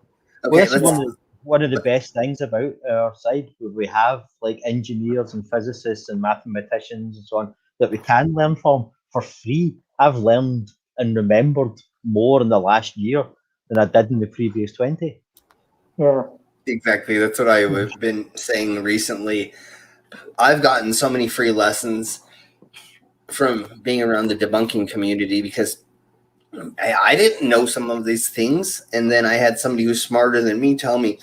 And not only did one person tell me, I have 3 or 4 different people in different fields that are correlated that told me that. I was like, okay, well, that makes sense why the moon is held in a tidal lock or whatever the heck it's called, oh, okay, now I understand why that works. I didn't before. That didn't make any sense to me why I always saw the same side of the moon. Well, I like to look at it as though, imagine how much an hour's private tuition with a PhD physicist would cost you. And then there he is on your stream with nothing else to do, giving you a free lesson. Yeah. It's amazing. Exactly. Fantastic. And before we keep going with this, I get to laugh at somebody who doesn't want to learn this crap while I'm learning. It makes it even funner. I'm learning stuff that may be boring, or it is not as fun to learn. But then there's an idiot going, but no, because I think this is the thing in the Mababas, and you're like, yeah, but I didn't. We come back to the 14th century arguments that, we didn't fly off into space because angels held our feet to the ground. So there's a flat thingy-mababa that is sitting on top of 4 elephants that are sitting on top of 4 turtles, and oh god. Oh yeah, that's the classic argument, isn't it? What's holding the turtles up? It's turtles all the way down. Yeah, exactly. Well, they don't have any answers for anything, and why would a being put elephants under your thing? And then, never mind. Let's just keep going. Let's watch a little bit more of this, and then we'll get to the medical stuff in a minute. To be Marie Antoinette and Louis XVI, a dog with mon tutu, which translated means my doggy written beside it, in a scene of Cupid driving a chariot pulled by a butterfly. The dolls are still functional and can be seen at a famous museum in Switzerland. These I didn't know they're still automatons are considered to be among the remote awesome. ancestors of modern computers. I mean, I guess if they replace the parts, then they would be. Even though insurgent machines have not yet become a reality, characters of another fantasy film are already living next to us. In the summer of 2017, South Korea tried piloted robots called Method 2, which are very similar to those that destroyed planet Pandora in the film Avatar.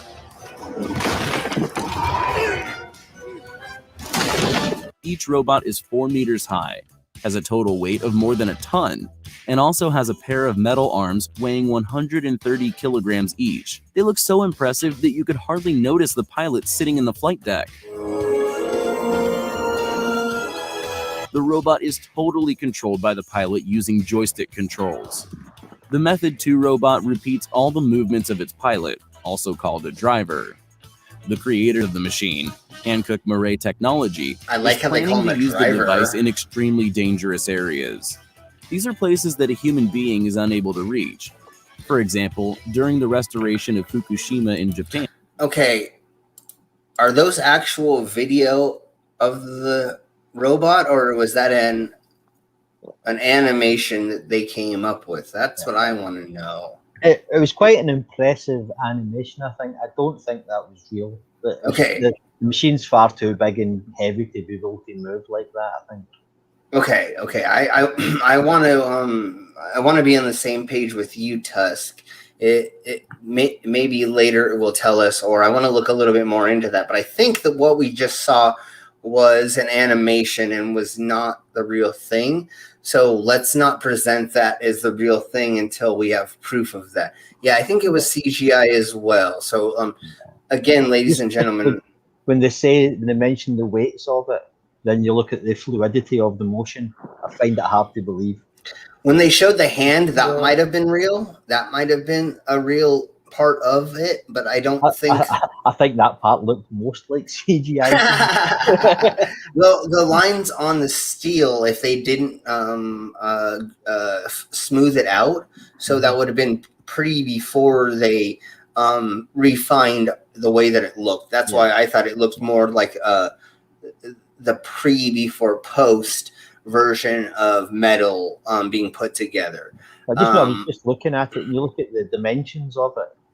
The feet would have to be a lot bigger to stop that thing falling over. And after the accident, the glowing cab Okay, so there's the hand that you can see right there. And that does kind of look fake-esque, but it was the glowing cab that really threw me. It was like the you know how they have the underglow on gangster cars. Yeah, When I saw this no part, human would be able to. let's try the from creators here. of the machine, Hankook Marais Technology, is planning to use the device in extremely dangerous areas. These are places that a human being is unable to reach. That is animation. For example, the other part may have not been animation. I'm not convinced. Yeah, okay. It'd be great if it was, but I'm not convinced. The gentleman sitting in there, I think, I want to say may have been real, and then the purple-esque wasn't. But during the restoration of Fukushima in Japan after the accident, no human would be able to enter the deadly radioactive areas. The designers do not exclude the possibility of military use. However, these are just. You're going to go with it with CGI or animation? And that I don't know, is what I'm saying. I don't trust my ability to tell that. Yeah, just like the CGI test. You know, that thing, nobody's ever gotten that fucking shit right. So, like I said, including me. I'm on the average there. Yeah, I'm going to do a little bit more research and find out. That's what we do on when we're all talking together. We're all trying to say that if we don't know something, we don't know something. Let's do more research into it. None of us are going to be here pushing fake science on you. So I'm not sure if any of that was real, but they're working on the technology. Let's just put that way. And then if we find out that it was real, we'll talk about that in the future. And exactly, conspiracies, Matrix scene. So I don't think that was real, but if we find out it is, we will tell you in the future. But I'm leaning towards that wasn't real. Okay, let's get on to the next thing, and we'll show one more robot, and then we'll show medical robots, because these are just like the cool new robots that are coming out in the future. And again, they're in development, so some of the stuff we're going to see may just be CGI animation or not real. Again, they're just concepts that these companies are working on, is the best way to put that. Predictions for the future. But for now, the creators have many more issues to deal with. See, that almost looks real, but without an external power source and wires. That looks different than what we saw in that. See that? Yeah, that looks different than that. Robots are the technology of the future, but can they? I want to really quick say, I think the last thing that we did see of the really slow-moving one may have been real, but again, we'll do more research. But I think most of the stuff we saw in the last one was fake. I really love this robot, though. Turn the clock back and introduce you to, well, for example, dinosaurs. A Japanese company called On Art Corp was able to practically resurrect the well-known Tyrannosaurus Rex with the help of cutting-edge technology. The robotic dinosaur was 8 meters tall and could walk, I really love this and even one. eat people. Well, not really, but can it be more realistic? And it looked Look at how cute impressive. that is. Skin folds, fangs, natural habits, and movements made you forget what era you were living in. Although it is extremely strong and terrifying looking, the Japanese Tyrannosaurus is not going to take over the world anytime soon. I'm not its sure creators having plan a to man put it and 11 of its relatives to work in an amusement park. Yeah. A man in a suit is not cutting edge technology. I'm not having that. Yeah, no. That's definitely not. No. I mean, it looks a great costume, Hi, Robert. well done, but that was not 8 meters tall, and it was a man in a suit. Yeah, it was. They have them in the Kelvin Grove Museum and Art Gallery in Glasgow, where it's animatronic dinosaurs that have sensors on them. So when kids get too close to them to touch them, they suddenly roar and make jerking movements forward. And it's great to watch these little kids get absolutely terrified. Yeah. And welcome, Jessica G. I know you've been here for a minute, but we've been busy. But hello. Yes, let's watch the robot used as propaganda to wipe us out. Remember the Boston Dynamics robot that they kicked over a bunch. Yeah, don't kick over your robots, otherwise it's going to get revenge on us. I don't know if anybody saw that video, but they had this robot that they kept hitting with a hockey stick, kept pushing over and all this stuff, and that's what's going to cause them to take us over. I didn't see that one. Oh, well, we won't show it today, but we will show it soon. I have a friend. Oops, hold on. Yeah, I have a friend. Yay! I have a friend. I know you can't believe that. That he lost his hand. I don't remember doing what, but he has built his own robotic hand, and I would love to show that to all of us right now. And his name is Ian Davis. You can see the screen, correct? Yeah. Well, you scroll down a little because we've only got about the top thumb. Oh, you're showing us the chat? Okay. Oh, no, well, I'm showing you his name. So everybody look up Ian Davis and his channel. So look for that icon as well. And we're going to show you what he's come up with. In the last 2 years, he's been building this robotic hand himself. Morning, guys. Thought I'd give you a little update about what I'm doing on my hand. So forearm pieces are all together. Still mounting the electronics on there. With the links and levers together. Flashlights mounted. Pick stuff up pretty good. So that's where we're going. Thanks for watching. Have a great day. He made that hand himself.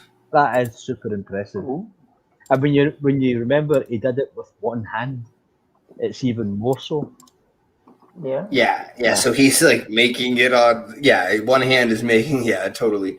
I think that's the third version of the hand that he's made. So he's been doing this for a couple of years now, I believe. Everybody go check out his channel and give him lots of support. Subscribe to him and comment on how awesome his hands are. It's wonderful what he's doing. He's working on trying to progress this so that other people can use it as well, not just himself. You know, most of the people that have disabilities and are progressing technology in those fields are not doing them just for themselves. They're doing it for everybody else that has that affliction, I guess is the best way to put it, or that part of their life that needs to be hopefully helped.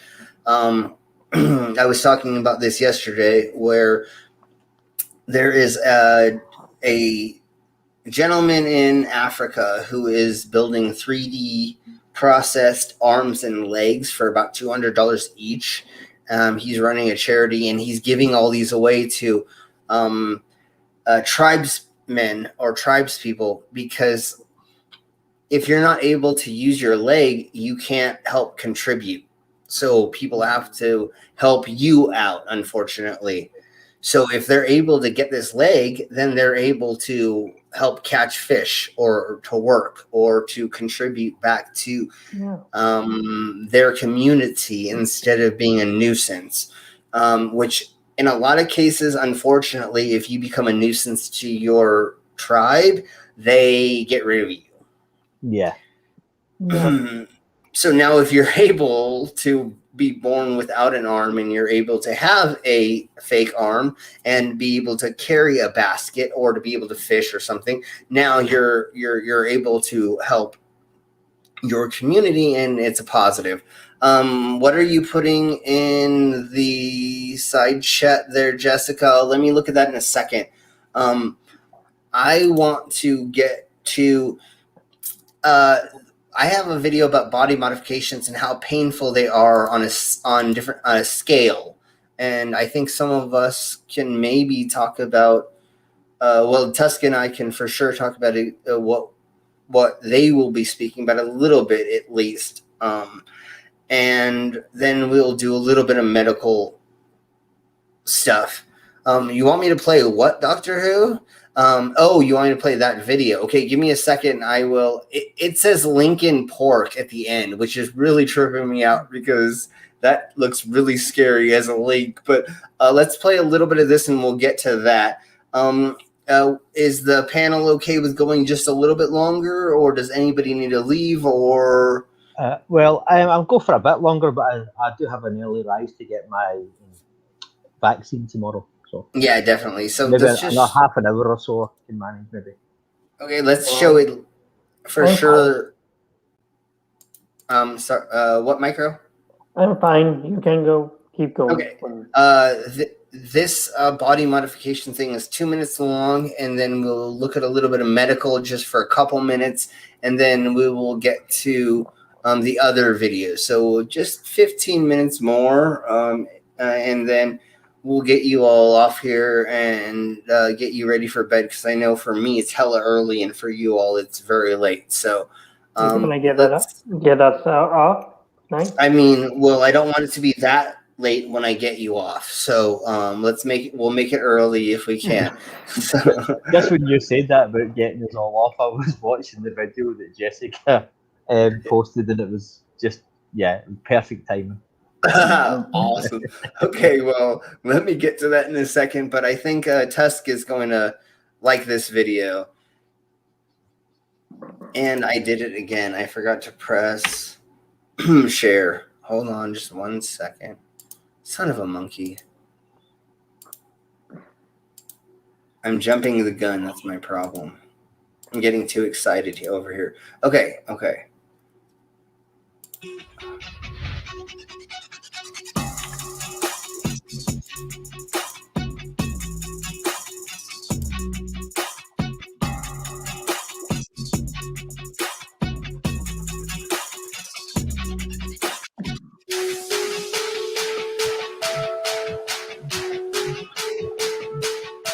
He's getting ideas. The magnetic implant was not that bad. Oh, the camera head implants. Yeah. Oh, the rhino. Screw that. Nope.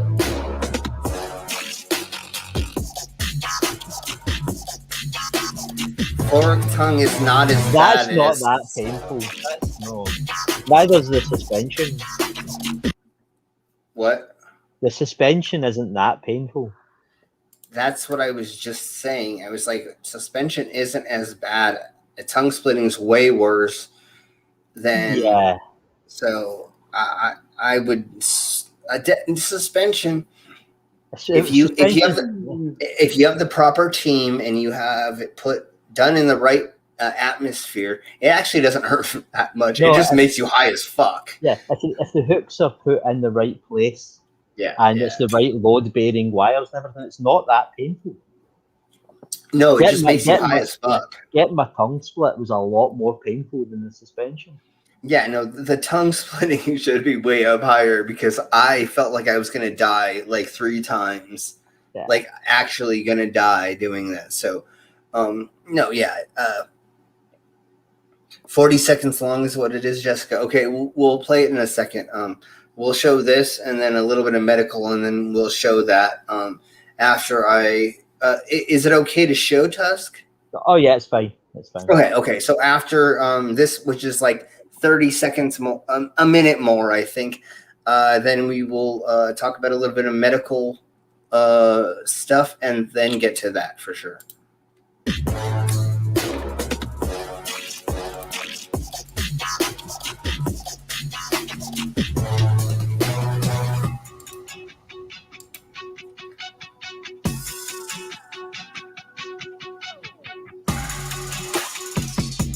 Subdermal implants aren't that's hard to get. That's not that. Because of the second point. Right. The wording in that is way off. They do not hollow out a pocket of your flesh and then cram something in. That's not how that works. No. It's subdermal. It's not a flesh implant. It doesn't go through your flesh. It sits between the subcutaneous layer and your epidermis. That's very badly worded. Yeah, it's horrible. That's horribly worded for sure. Yeah, no, what they do is they cut a hole or they cut a slice, and then they split the skin. I have like 12 subdermal implants now at the least. They make a pocket that the area can fit the object that you're trying to put in there, and then they push it in there, and then they let it go, and then it fills that space. So the way they say that it's crammed, and I mean a flesh pocket, it's not worded right at all. Armpit piercing? Why the fuck would you do that? There's a couple of the camera head implant and the brain piercing. This is garbage. No one's ever done that ever. Well, the camera one is because there's a couple of gentlemen who can't see, and they're like cameras that work in different spectrums. So it's a piercing for a reason. They don't explain these very well. There's another one back away, an Achilles heel piercing. That's a new one. That triple G. Why would anybody do that? So you haven't seen the gentleman that tunneled his Achilles heel? Never saw that. No. Okay, that's new to me. I'll have to show you the video of that douche nozzle because he's dumbass. Is he paralyzed or something? And doesn't have. He can barely walk. He can barely walk. Right. So maybe he's lost all feeling there or something, and that's how he can do it. No, he was just a dumbass, and he let somebody tunnel through his Achilles heel to his ankle. That's stupid. Yeah, that's just stupid. I don't get that at all. Yeah, no, I don't like the brain piercings done under anesthesia. Produced, I've never heard of the brain piercing. There's an old procedure called trepanning. Yeah, trepanning is different. Yeah, but that's essentially the same thing. Will you explain that a little bit, Tusk?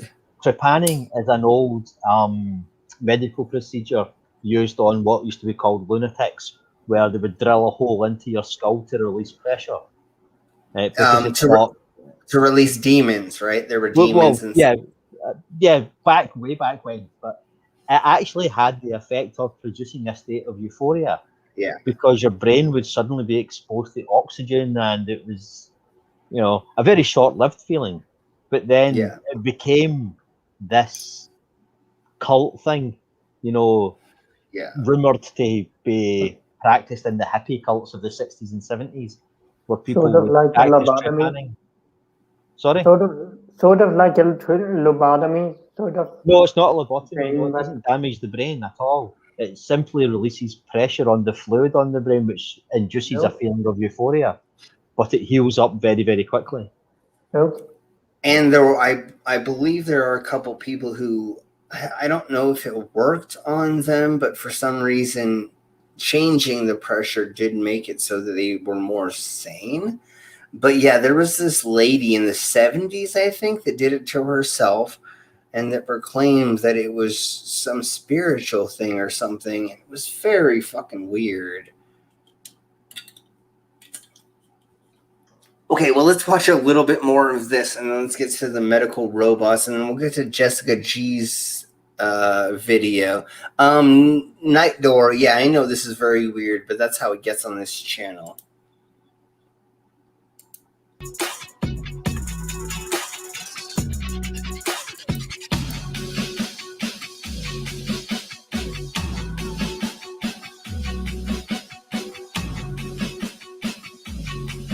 Yeah, and trepanning records back all the way to ancient Egypt and stuff. Yeah, it's been done for a long time. Corseting does not hurt. Wait, motherfucker. Corseting does not hurt at all. That is like easy surface piercing. Yeah. Hold on, sir. If you pause again, there's a video by the artist Bjork called Pagan Poetry, where she does corseting as part of the performance for the video. They use very, very fine needles, very, very sharp needles. It does not hurt at all. Yeah, if you can, I'll make it bigger. If you look at the rings that she's got in, she's using 14 gauge, 12 gauge maybe, which is a very small needle. A very small gauge of jewelry. So what they do is you use these very small needles that you pierce a handful of times, and if the body piercer understands the curvature of the body, that's the reason why the bottom ones are wider than the middle and then the top, because they understand the way the body curves. And see how loose that bottom, see how loosely it's tied at the bottom? It's hanging down. That's not corseted, honey. That's like barely corseted. She's not feeling any tension on those rings. So it is just like getting 12 piercings. It's really not that difficult.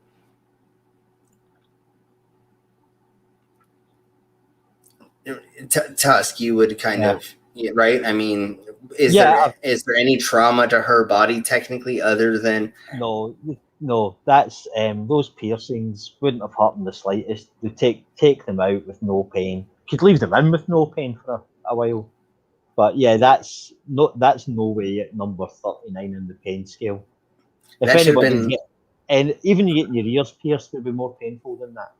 Yeah, that should have been like 12. This should have been 12 on the scale or something like that, comparatively to neck rings and skull implant. Yeah, well, honey. Skull implant, they've got that wrong again. They don't drill holes into your head. It's a slit where the plate is put under with a threaded hole, which you then screw into. They don't drill a hole into your head. So the metal spikes that he has, those are subdermal implants that they had put into. And some dumbasses actually had them drilled into their skull.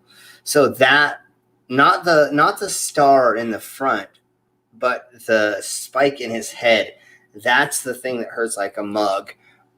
But they're not showing it properly. But that still is, corseting is nothing comparatively to neck ringing and skull implants or skull.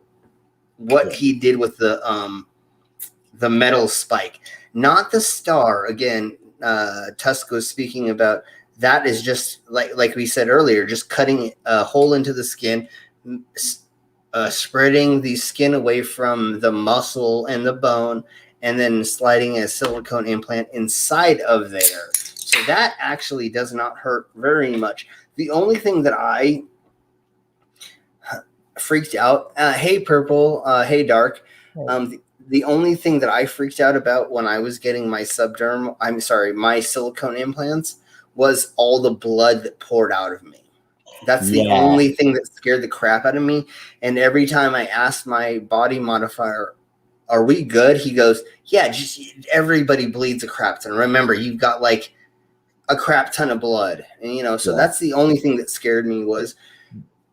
This is going to probably make a few people in the chat feel a little nauseous, right? Nice. But a few years back, when I was younger and a bit more cavalier with my personal safety, I got small there's no way of saying this without just saying it. It's small silicone strips, right, about 1 inch long and 2.5 millimeters in diameter. And several cuts were made along the shaft of my penis, and they were inserted and then stitched. So what I had was essentially like a ribbed penis, right? And I had 7 put in, 4 on the top, 3 on the bottom, right? And I bled so badly, I thought I was going to die, But you can make quite a lot of mess with very little blood. So what looks like a pint of blood is actually about a thimble full. But when you wake up the next morning and you try to stand up and your bed sheets are stuck to your dick because it's encrusted with blood overnight is a horrifying thing. I wouldn't advise anybody does it. Well, see, that's the thing, like you were just saying, a little bit of blood looks like a lot. Yeah. So just a couple of drops, you're like, oh my God, I'm dying. When like you gotta remember how much blood you actually have in your body. And I've seen a lot of blood come out of myself, and I've seen a lot of blood come out of other people, and they're still alive. Yeah. So just a nosebleed can look like a lot. Yeah. Yeah. I mean, you take a pint of water and pour it on the floor. You can make a huge amount of mess with it. Yeah, you're like, oh my God, that's a lot of water. You just, so you got to think perspective. And that's one of the things that people forget is if something happens, it looks like a lot of blood when it's not. Yeah. I was gonna get gross with it, but we'll not get that far. Let's just watch this a little bit more.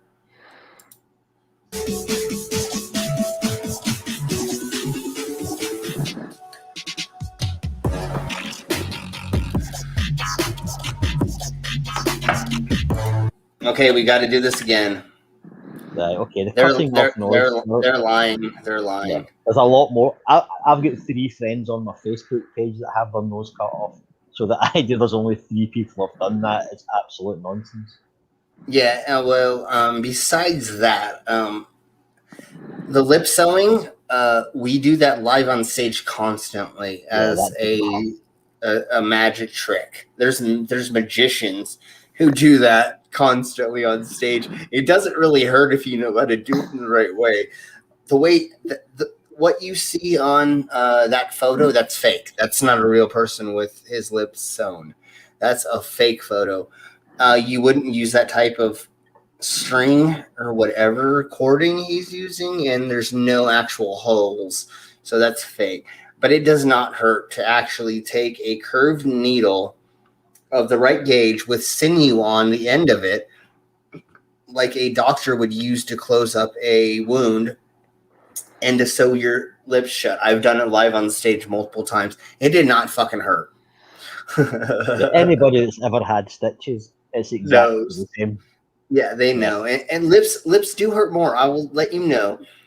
The lower part of your mouth right here has a shit ton of nerve clusters.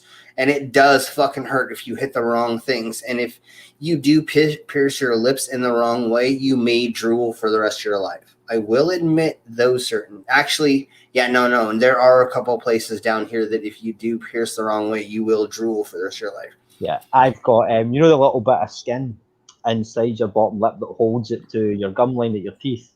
Yeah. I had mine torn out a few years ago when a piercing got grabbed by a puppy. And it tore it out, and I drill constantly because it damaged a nerve cluster, and my lip or my gum always thinks there's a foreign object in there now, and it's trying to expel it. Yeah, totally. Yeah. So I pierced my cheeks with guitar strings, and I have the world record for piercing my cheeks with the most guitar strings, which was 8. There are nerve clusters, I think, from here to here. I think that's what it is.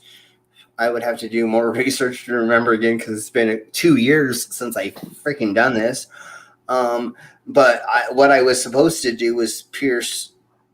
No, actually, I don't remember. There's a certain. What I did is I tattooed here the window that you're supposed to pierce in. So I don't know if you can see, there's a rectangle that's open on my cheeks right here. And that's where you're supposed to pierce because there's no nerve clusters in that small area. And that's where I'm supposed to stay in when I pierce. If I don't do that the right way,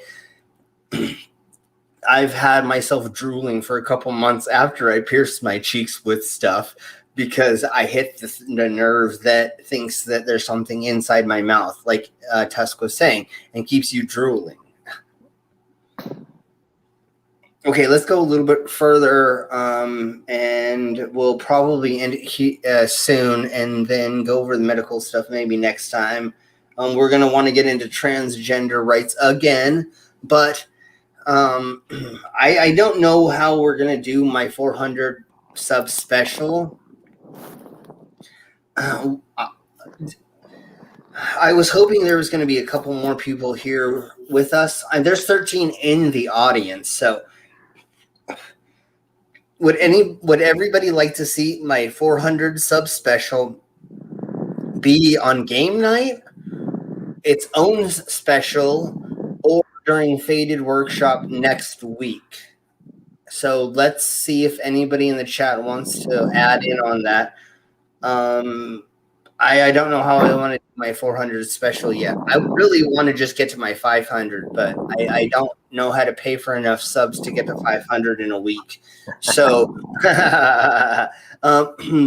let's keep watching this a little bit longer, and then if anybody has any suggestions on how they want to do my 400 special, that'd be great. I really want to do a roast of myself some way, shape, or form.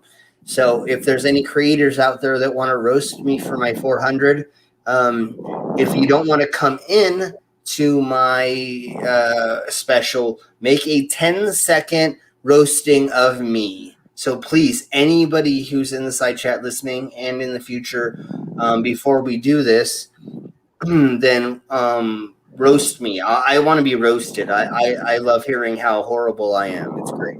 So let's keep watching.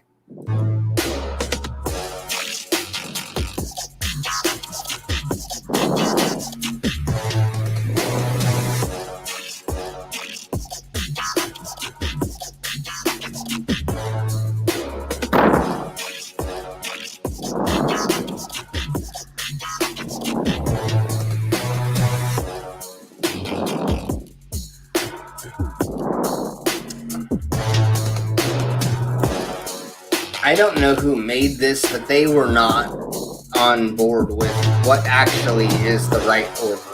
Yeah, some of this is invention.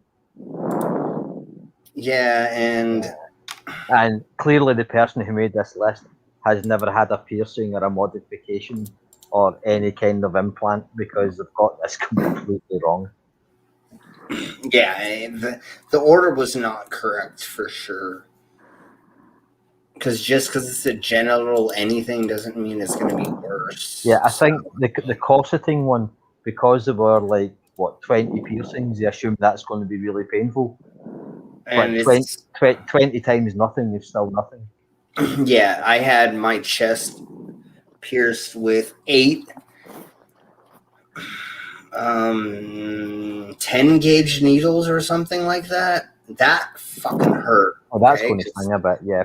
These are these huge freaking gauge needles, and he went, across my chest with them, and then put in jewelry after that because we were doing a show, and he just wanted to try out something new, and he had a bunch of needles and jewelry that was about to expire. Well, really, it was the needles that were about to expire. And he's like, I just need to throw these in somebody. And I said, well, you want the practice? Let's freaking do it on stage, But it was not fun. It hurt like a mug.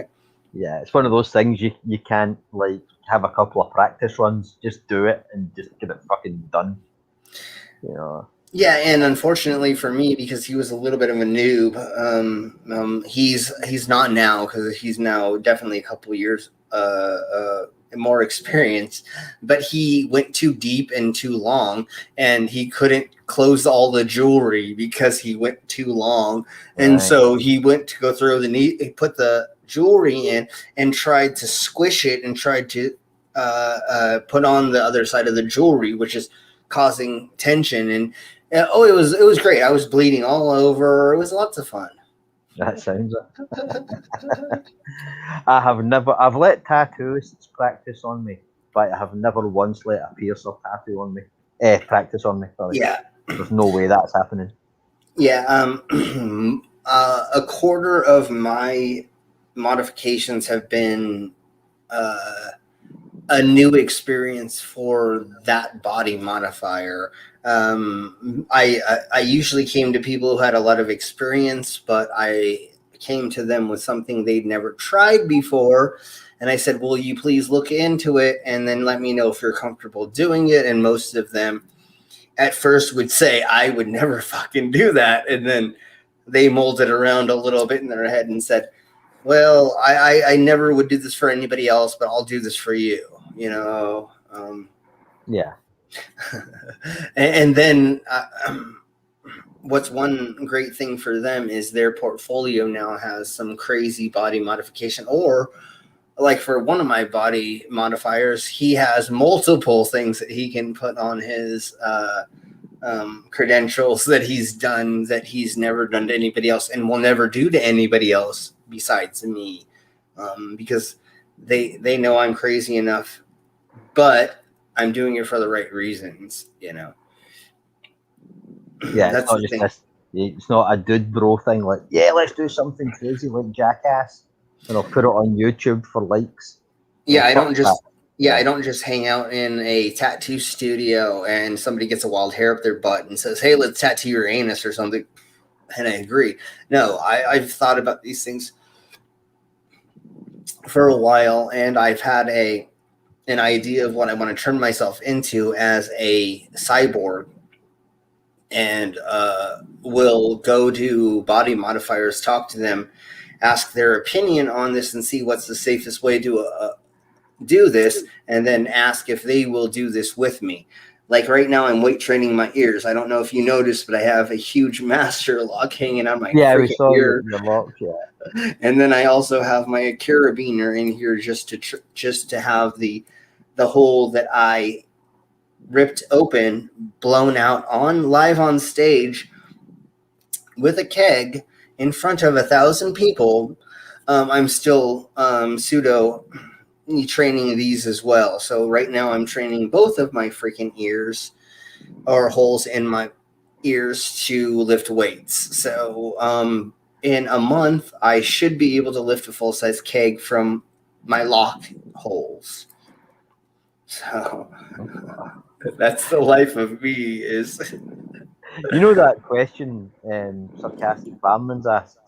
It's like you break into someone's house and steal things that will inconvenience them. Yeah. It's going to have to be your keys. Yeah, no, if somebody stole these keys, I'd be completely screwed. I have to go and cut them off with a grinder. And I think somebody said that. I think they said they were going to put the keys somewhere else, or they put them in the freezer or something. And I was like, oh, geez, if you did that to me, I would so be screwed. There was a time in the past where I'm not going to tell you what I did, but I did a stupid thing to myself. Then I had to go to the hospital and say, I can't get this off. Can you help, please? And they said, why the fuck did you do that? Because it seemed like a good idea at the time. Yeah, totally. Yeah. But now I can't get it off, and it's I'm pretty sure I'm going to lose a couple of digits if you don't move it soon. Yeah, exactly.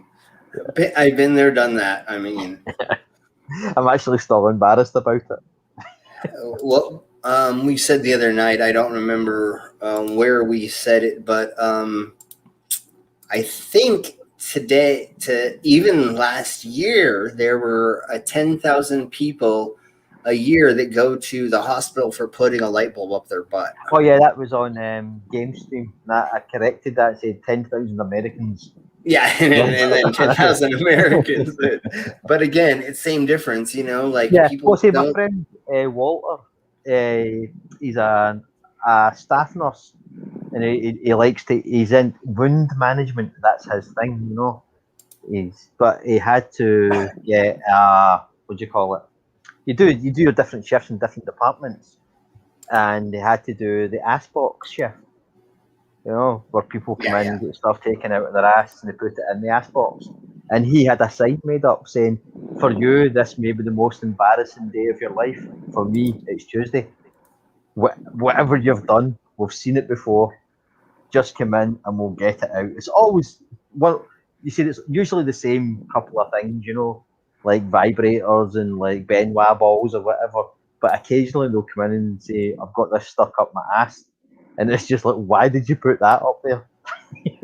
Yeah. It was the first thing I could grab, I guess. Yeah, I was drunk, I was bored. I thought it would come back out. All kinds of shit. Action, G.I. Joe doll heads, and things like that. Stuck up people's asses. As long as you can keep your sense of humour about it, you'll be fine. Yeah. Thank you very much, Fohammer. They say that all of us are fucking awesome. So thank you very much. Oh, yeah. Thank you.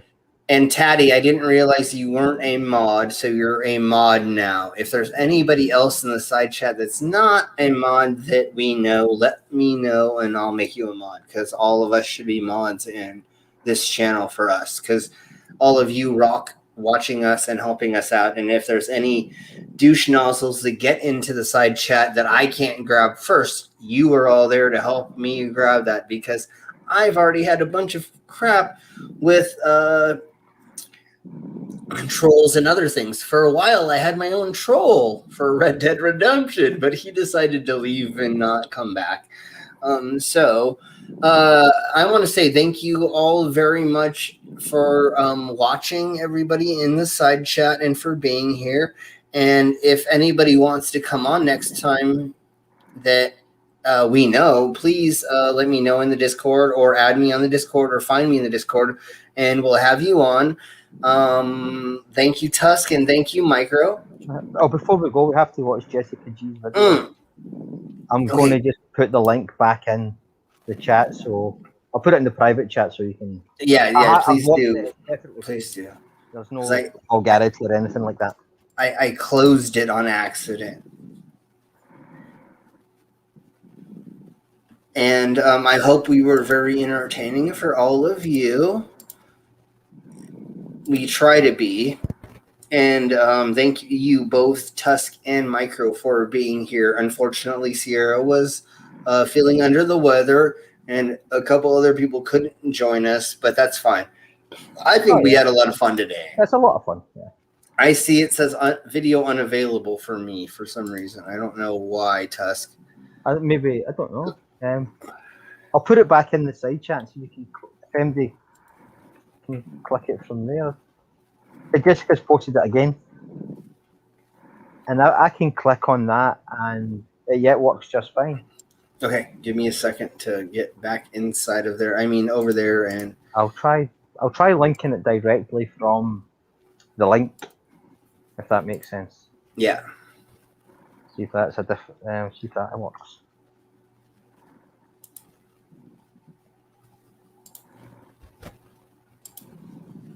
Yeah, it keeps saying unavailable. Give me just a second. I'll be right. It might not be available in the States.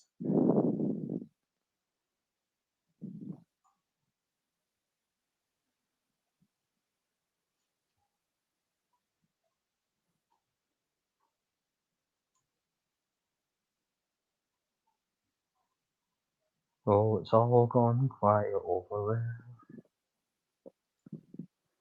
I hope that tune's not copyrighted.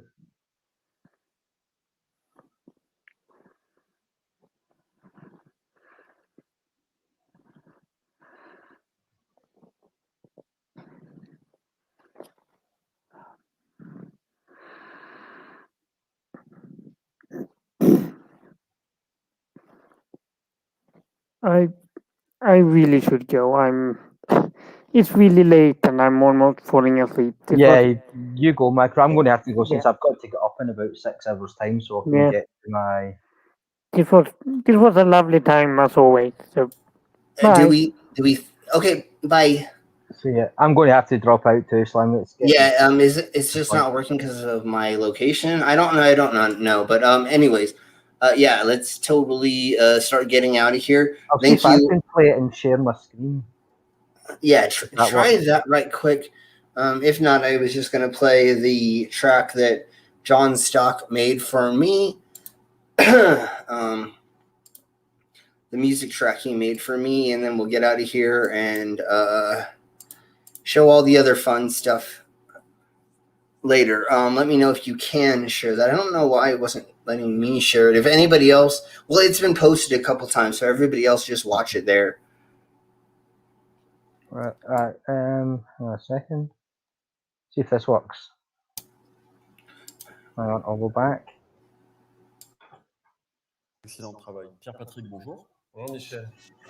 Alors Pierre-Patrick, c'est une première en France. On vous a installé une plaquette bord unique. C'est très simple en fait. Il suffit d'enregistrer les fonctions désirées dans la base de données. Et par exemple, je peux rentrer la fonction. Hi, Mama. C'est 2. Oui, attendez, parce que je me. Attendez, parce qu'il y a mon aide-soignant qui est pas. Ça marche pas. Yes, I want one of those. That's great. Oh, that was freaking awesome! Thank you so much, Jessica G. You rock. Yeah. Thanks for that, Tati. Tati suggested I share the screen. I didn't know I could do that. Hell yeah, that's great. Well, I'll say good night then, because that's Etienne, and it's not often she'll get off the PlayStation before I drag her off physically. Yeah, definitely. Okay, so we'll see you, Tusk. Thank you very much. See you night. Night. And thank you very much, Jessica G, for that video. I'm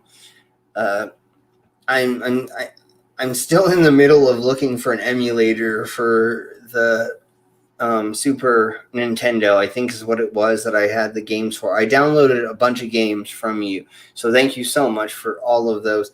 And I will get into finding the emulator soon. I keep forgetting because I keep trying to do other projects. But here, let's end on John Stock's Slim Cyborg song that he made for me. So thank you all, everyone who's in the side chat, my lovely guest, and anybody else who sees me in the future. And yes, Doctor Who, please message me. I'm trying to work on the links, but I have so many things going on. I keep getting distracted on working on my links for YouTube.